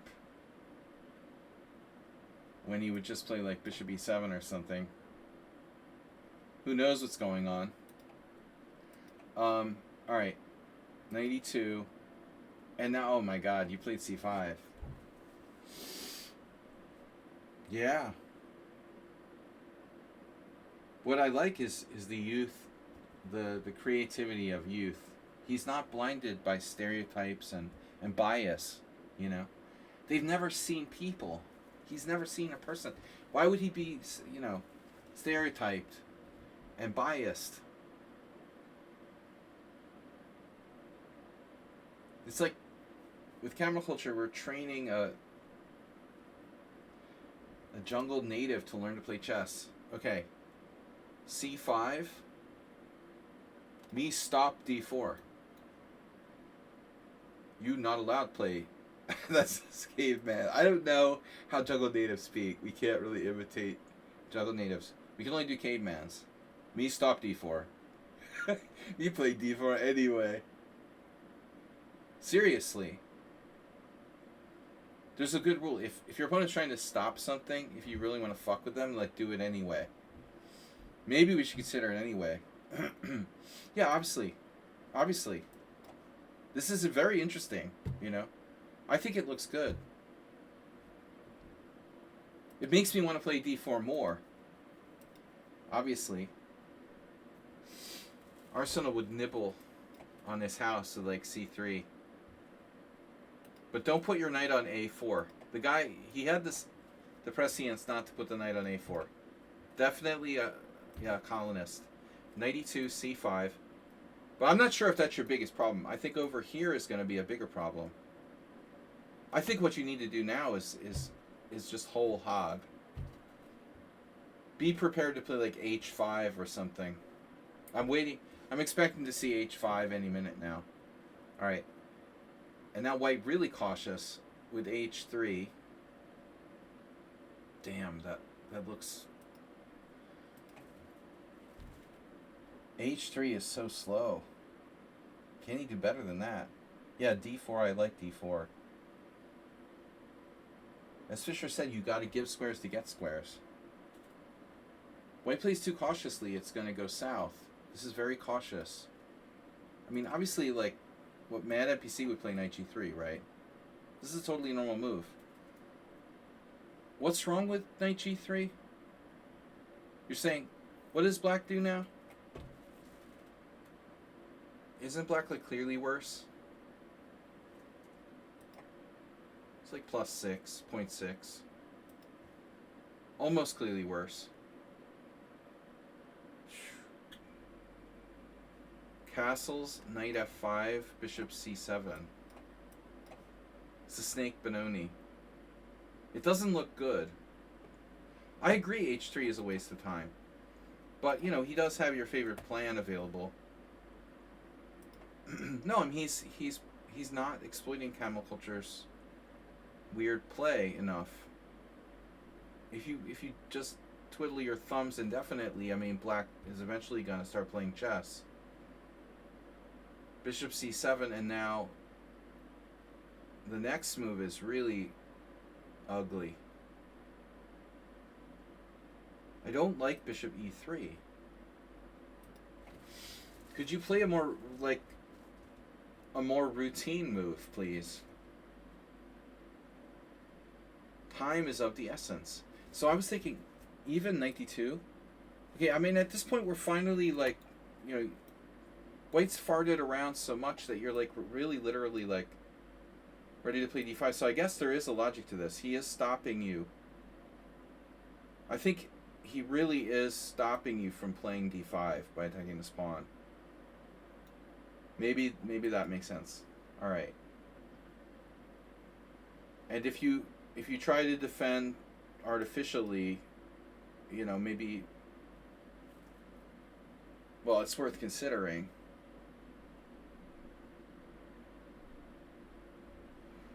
No, seriously, if knight d2, I think this might not be bad.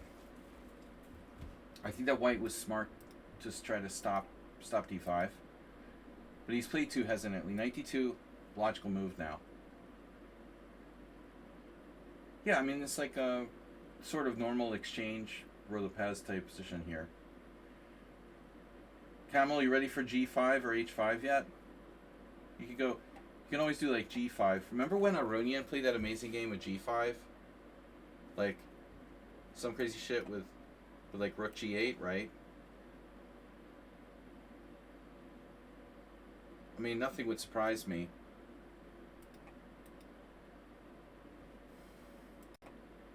It's unsound. Check this out. g5, bishop takes g5, rook g8. Even bishop f6, but this works because bishop takes h3. Wow, knight g3. Oh no. This bishop isn't helping. Do you know what the bishop on c7 needs? You saw consider g5. The bishop on c7 needs a cone of shame. Remember the movie, the animated movie Up?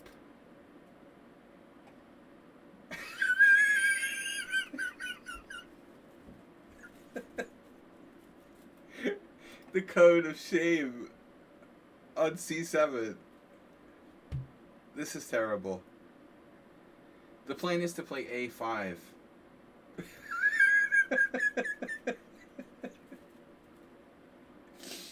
Cone of shame. a5 followed by f6 and h6. Alright, knight d2, castles, and then the shocking f4. Capablanca himself were playing white. And now,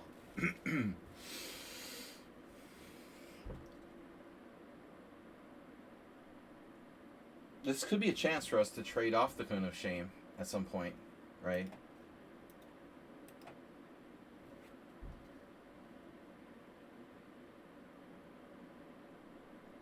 I don't know which way he should take. I was actually wondering about bishop takes, but then d5 activating the cone of silence. Cone of shame. The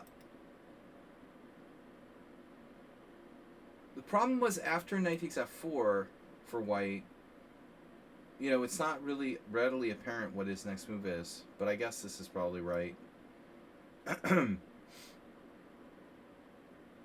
It's not so easy for white to really create any threats with a knight on f4.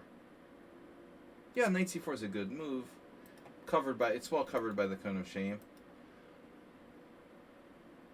I'm not sure. I mean, maybe this isn't so stupid. Do you get in d5? I mean, even if you manage to get this in and you trade it off the cone of shame, I still think position is probably not that bad for white, but alright. Is this the right capture? It's close. Yes, check out this line. If bishop takes f4, wow. Bishop takes f4, d5. White has a super secret move here. He could avoid the trade of the cone of shame, although that allows queen d6.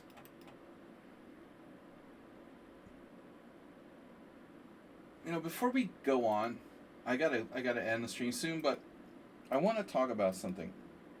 If this bishop is so bad, and this bishop is stopping you from playing d5,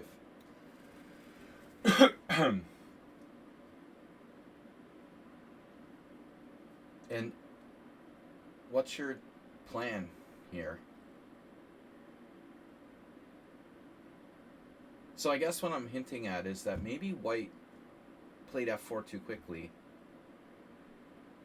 Could he have prepared this?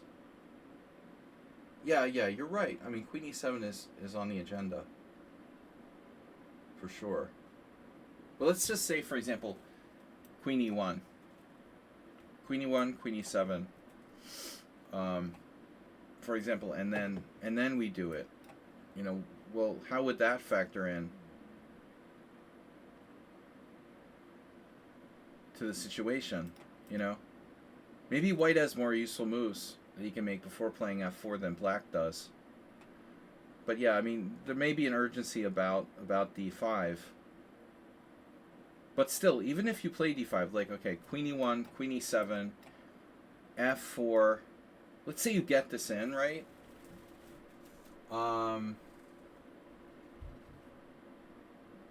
White might have the ability to attack that again. Say takes on e5. How do you recapture? You have to take the bishop.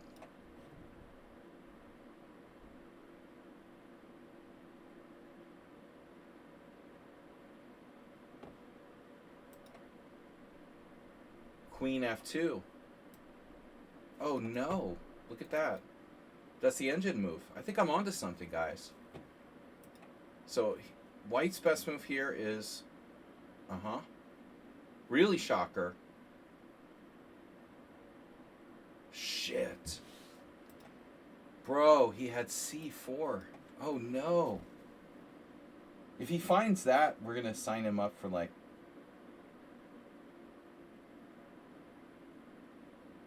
Mensa. Damn. If he had found c4, then he's a genius.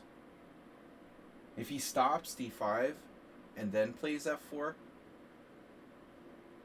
Camel would have to really seriously consider taking, I think. You probably have to take. No? Take. You chip away at his center a little bit. But I do think that in all seriousness, c4 is a hard move to find, but it's excellent because he was playing for knight c4. But this is a good move too. Nefedov would find queen e1. I miss Nefedov. Oh well. So f4, e takes f4, and then knight takes f4. Now, rook e8. And the cone of shame is threatening to become a missile. And why would white not play knight c4 now?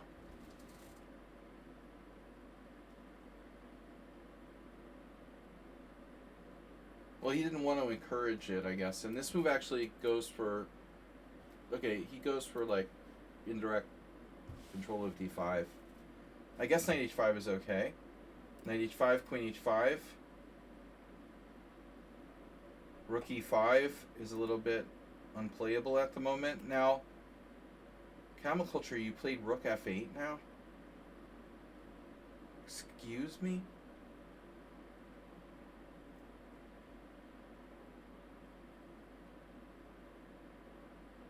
Why not bishop e6?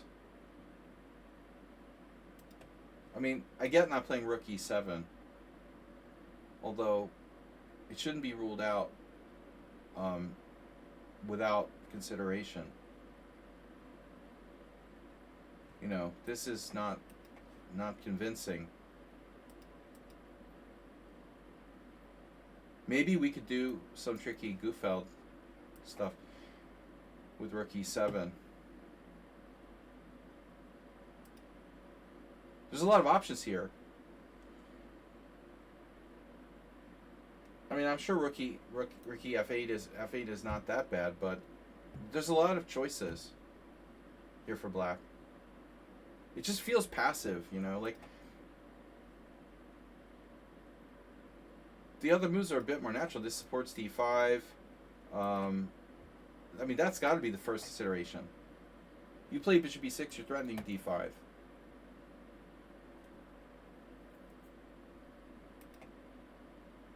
I mean, maybe you're not threatening d5. Yeah, true. You might be, though. I don't know.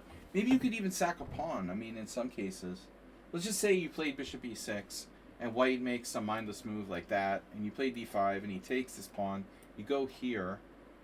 You know, would you have compensation? Camel Culture loves bishops. You know, remember when he beat me in that blitz game a few weeks ago, where I was like up a pawn? He would love this. But rook f8 feels sad, right? I'm sure you had a reason for playing that. But there is this element of this, you know, that's also annoying, you know, to lose. Rook f4. Somebody else got on the native train. Look at that. He's got rook h4. This guy, where did he come from?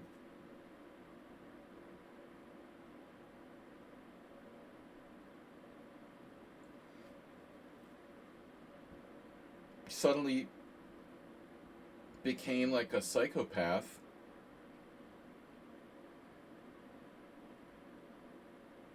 Begging you to play d5.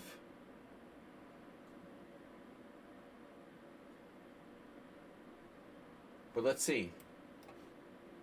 No substitute for brute force calculation, right? It doesn't look good. Doesn't look good.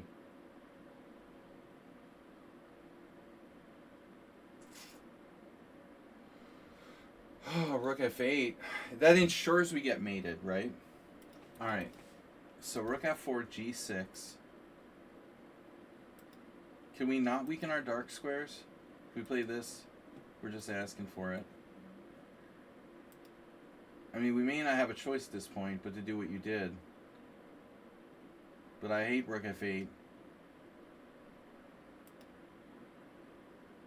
If Arsenal says it's the only move, it's definitely not the only move. That's one of the only things I know.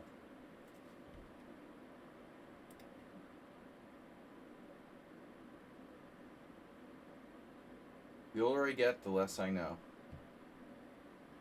Let's just prove him wrong. I admit it's not easy to prove him wrong. Theoretically, we could play h6.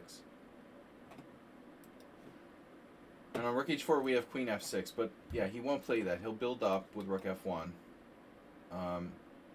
But theoretically, it doesn't look good. Maybe f6. It's ugly. It's really ugly. Queen d5 check. Whoops, losing a piece. Okay, not f6. g6 is probably forced. I'll buy it. You know, you do have f5. I mean, as crazy as it seems, he doesn't have a late square bishop. Remember, so maybe f5 or f6. Not, you know, maybe f5 can be played. We don't want to play f6 and drop the rook on a8, but it's possible f5 could really get played. Queen h6 now, which is good in a way because we know where it is, right? That's what I was saying. But at h6, he plays rook f1, not rook h4 right away. The good thing is that know where your enemy is, right? He's not in stealth mode here on h6. And there's no queen d5 check. So Camel astutely um, defends on the 7th rank. Rook h4, f6. Are we having fun yet? Yes. You know, you might want to ask yourself if it would be better to play f6 first. Because there, we might play rook f7 anyway. There's some questions about whether queen e7 and rook f7 is like redundant. Maybe more efficient to do f6 because you're going to have to do it anyway than queen e7. But I mean, okay, it's hindsight is 2020. Rook h4, f6, rook f1. And now, the move of the game. We're all expecting rook a7 with the acerbate rook. But he surprises us with bishop d8. But you gotta like that. I mean, you gotta like that. You know, this is great. We got a wide, you know, area of scatter shot with those two bishops.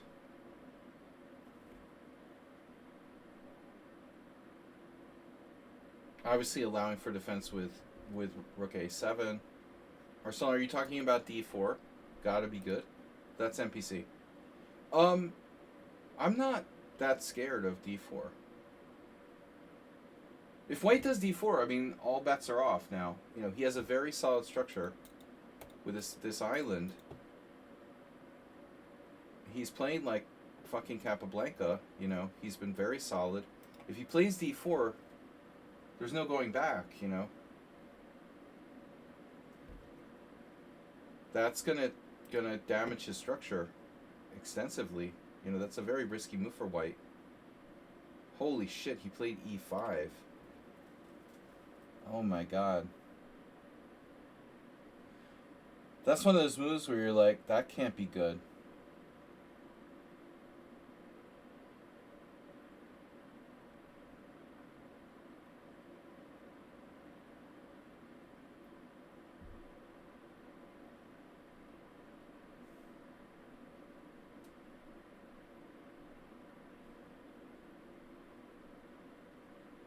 Yeah, this guy is a weird player. He was like very positional, and then came up with the caveman attack, and now this tactic with e5. Also, a super risky move,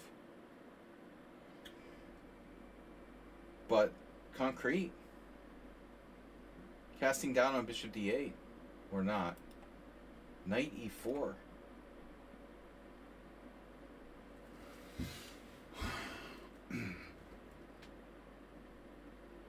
I really don't think we're going to be playing bishop b6.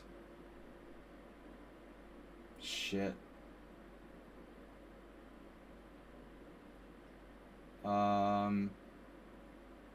What about trading queens? Would it be sensible to trade queens here? Anybody? Can I trade queens? Draw? I would offer a draw at this point. I say play queen g7 off for a draw. You're going to drop 2 pawns, aren't you? They smell the blood in the water. Is his rook getting trapped? If the queens come off?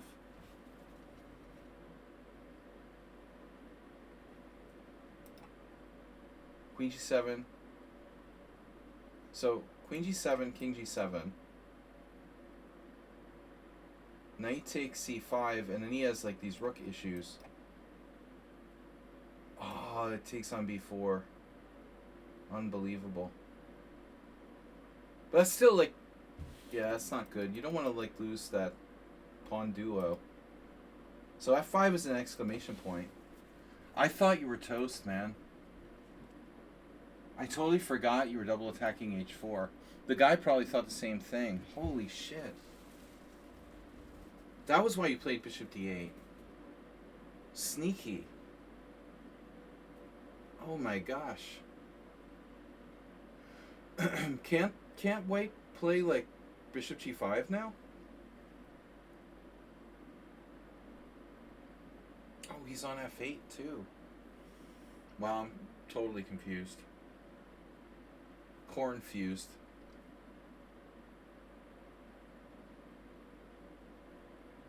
Bishop takes e5, queen g7.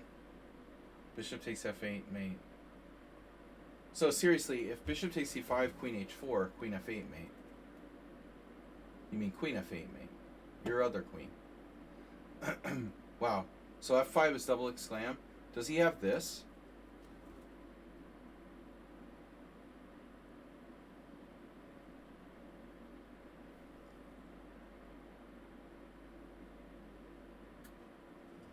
What's going on after this move? I'm confused. I'm a caveman. I don't know what these little pieces move around the board are doing. Is this some religious symbol? I don't know. I would play bishop g5. He goes here.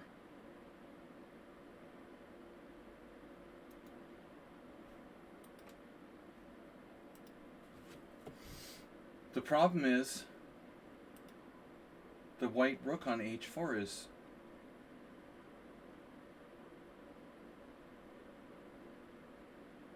I don't understand what's going on here. So he thinks he's zooming you.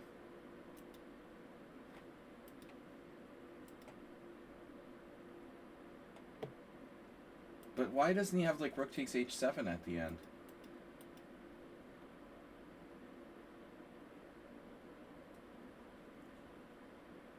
Because you have king g8, are you serious? Oh my god. No, that's not... Yeah. Oh no. Bishop takes f8? For fuck's sake.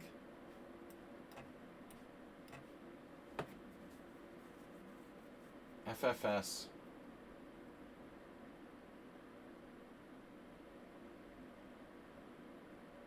Well, I guess it's like a transposition. Practically. Isn't that like the same position?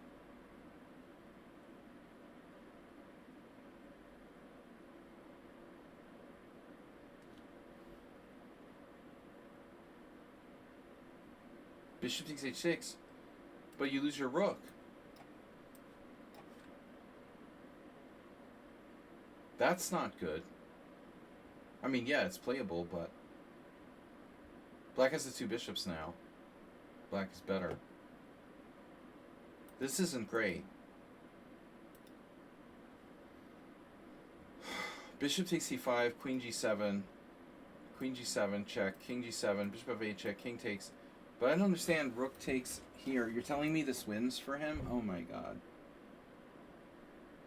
That's sick. He doesn't have a square? No way. That is messed up.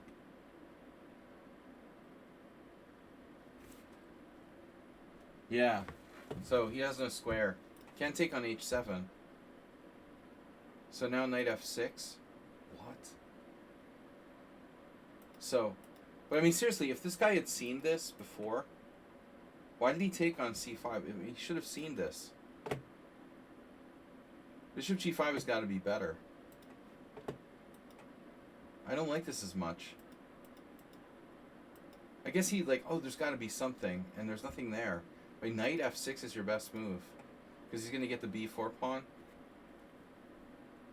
You're losing to Caro-Connix. He's definitely losing to Caro-Connix. The two bishops. Two bishops for rook and pawn. This is his best shot. He takes the b pawn. I mean, that's a nice little turret you've got there. Remember the turrets from Space Invaders? But he doesn't have like a clear 4-on-1 majority. Nobody's beating Caro-Connix. No, there's still game left. Okay, so but Chemiculture's so lucky to get out of this. And crafty. It's not just luck. I mean, he's crafty. Bishop e7, rook a4, bishop b7. Those are some nice bishops. And then I don't know about that. White, I think, is maybe going to try tie him down to a6, play b4, b5. Okay. So camel doesn't bite. Do camels bite? They bite, right? Camels do bite. They bite and spit.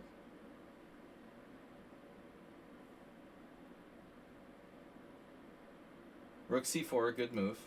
And then you trade it. But that's fine. Takes to the b pawn. And God forbid these pawns start like layers. Forming layers. It's like the the blob or something. If they start coming up. Check, king f1. And now you played e4 direct. Direct the mundo. I guess that takes away the blob. But I mean, I'm scared of the blob. I'm a little bit scared of the blob. Maybe I shouldn't be afraid of this blob. Objectively. The blob, don't bother. There's also rook a5. Rook a5 looks scary, too. Blob, don't bother. Brief look at what?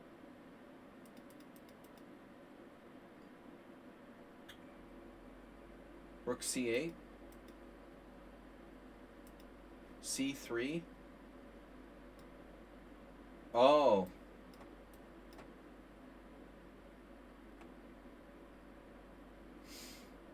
I mean, if we're really like psychic, we can play rook c6 and prevent that sacrifice. But let's just say, you know, camel like doesn't care and goes into this. The blob, don't bother.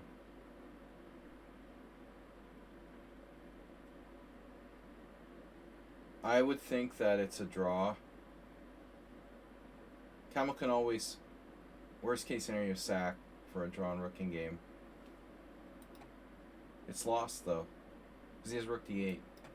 Okay. But anyway, that's just a hypothetical. I mean, this is a very hypothetical thing you're talking about. It's kind of too hypothetical. I like rook c4 though. It's a safe move. Takes, check. I mean, both sides have been a little crazy, but also not gone over the edge. What about blowgun? Do you don't have like a blowgun or something you can fire at the camel culture? e4. You bust out the blowgun with poison frog venom. You can go like Putin on them, Putin style. I'm getting loopy. All right. Now white played an absolutely crazy move, b4.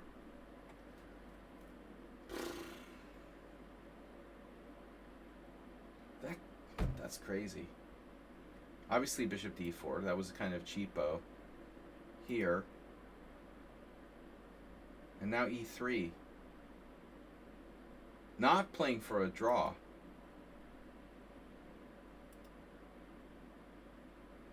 My first priority is to like make sure we don't lose. Camel culture, do you have f4 at some point here? This is a very complicated endgame.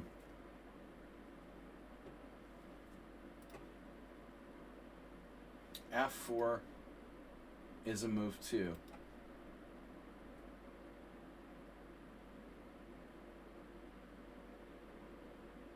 But e3 is best.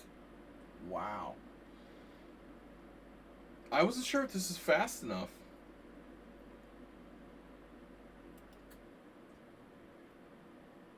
But this is cold-blooded, what you did now. Oh my god.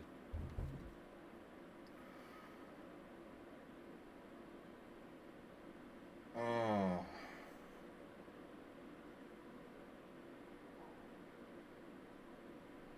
Permaculture and the 2 bishops.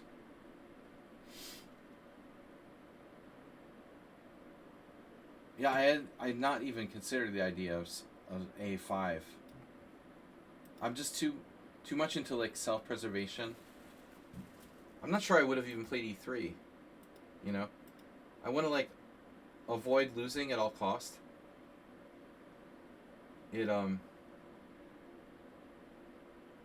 It's been one of my weaknesses in poker. I'm like really leaving money on the table a lot of times, being too cautious.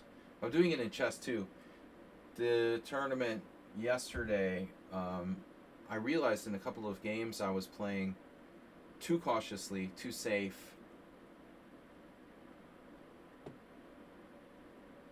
But there's obviously a very fine line. You know, it's easy to go too far. I make my priority not going too far. I talk about people being cavemen and stuff. But my own weakness can be to be too cautious. The other extreme. You know, so if I like traded here or something, simplify, get the king toward the center. Can you play for a win without risk here? Is what I'm kind of asking. We have to take risks. Would you like to centralize your king at some point? This is a really like best move, but I'm scared. B5 and now A5. But I don't like that your king is on F8. A5 C3. And you miss C3.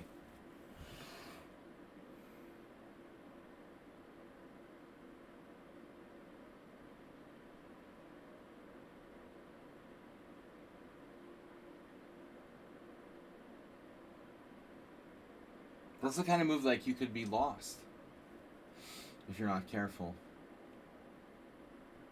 Take C5. What do we do? Is it really nothing? Take C5. You just calmly centralize your king. Wow.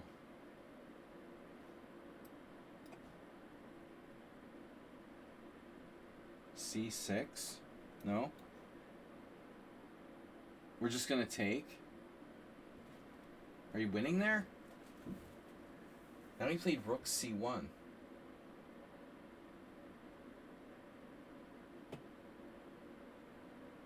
Oh my god. You played bishop takes G2 check? Excuse me? C5.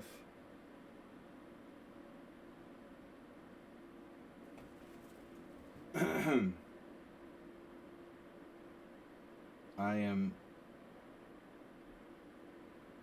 unsure what is going on here. I can't believe you're losing.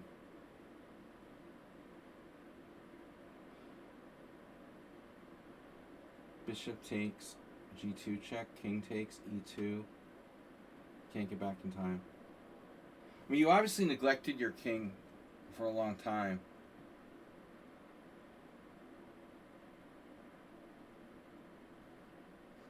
Dude, are you in trouble here? Rook C1, bishop takes G2 check? What? Bishop D2? Does this really work? He didn't take?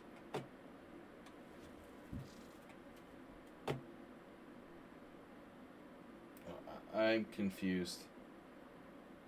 Seriously, this works? E2? Wow.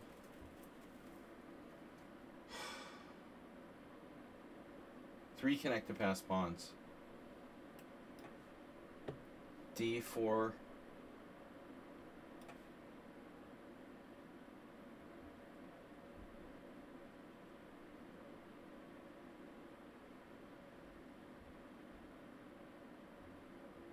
Hello. D4, A4. Oh my god. You could just queen. I was just concerned about the three connect pass pawns. Might be something, but it's not.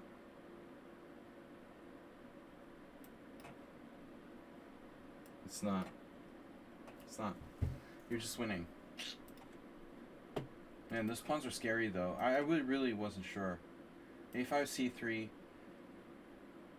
So after this, he's saving the game.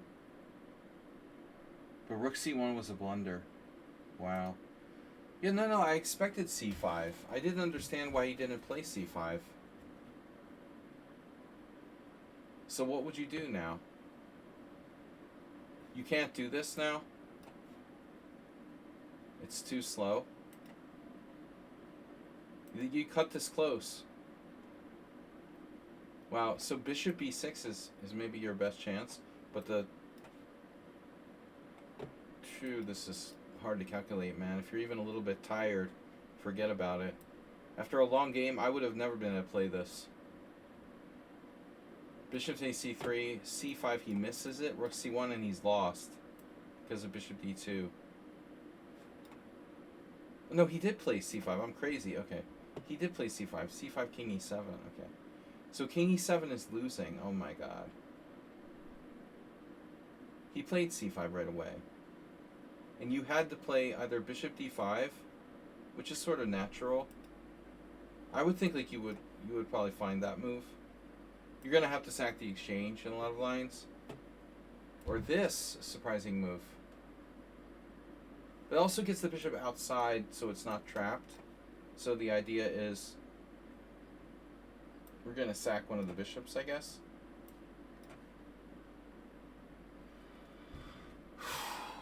Jeez, dude. After king e7, you're lost with c6. I thought you were fine. This is crazy. And you're lost.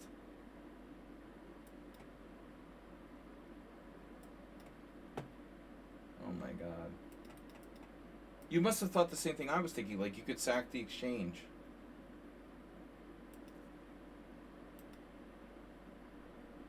This is crazy. So you're lost and then you win in like a couple moves. No, I thought you'd be fine here after bishop takes c6. I thought, oh no, your pawn's close enough. You got another pawn. Your bishop's controlling the queening square. Your king's going to get in the game. It's probably a draw, right?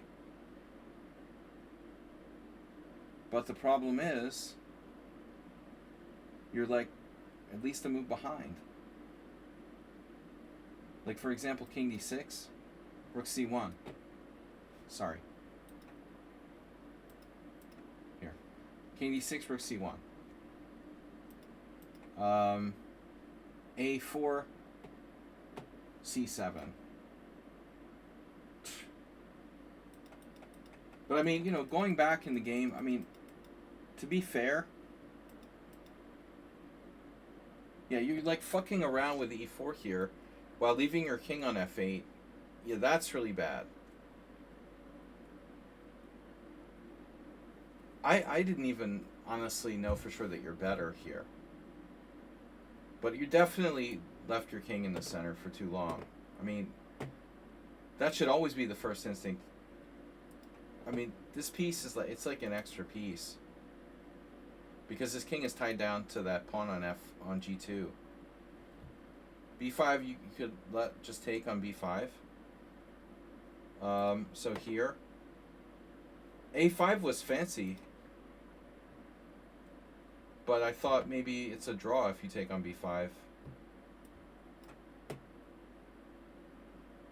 Because he can't take with the rook. Oh no. Yeah, I missed that. I just missed that you know, you're winning there. I missed that this is fast enough. So, b5 is like, he's lost. He's actually lost after e3. And now this is a crazy endgame. It's hard to wrap your head around it. And now you're winning. That was a real comedy of errors. Alright guys, I gotta go. I'm exhausted. This game killed me. I gotta go eat dinner. I can't possibly wrap my head around the endgame. That's not easy. I'll see you guys later. Tomorrow, some Blitz. Don't forget to subscribe and donate. Thanks for following. Thanks for subscribing, Camel Culture, Mr. Coffee. We got the new World Senior donation bar open, going until October. So anything you donate will be added to the formerly summer tournament fund, and we're going to Serbia in October, hopefully. So, otherwise, Friday, tomorrow Blitz, and that's around 1 Central European summertime. I'm losing my voice. And then finally, our weekly simul on Sunday. Thanks, Chemiculture, everybody. Arsenal fan, Mr. Coffee, thanks for stopping by. One of these days, Mr. Coffee's going to get back in the tournament scene. I'll see you guys later.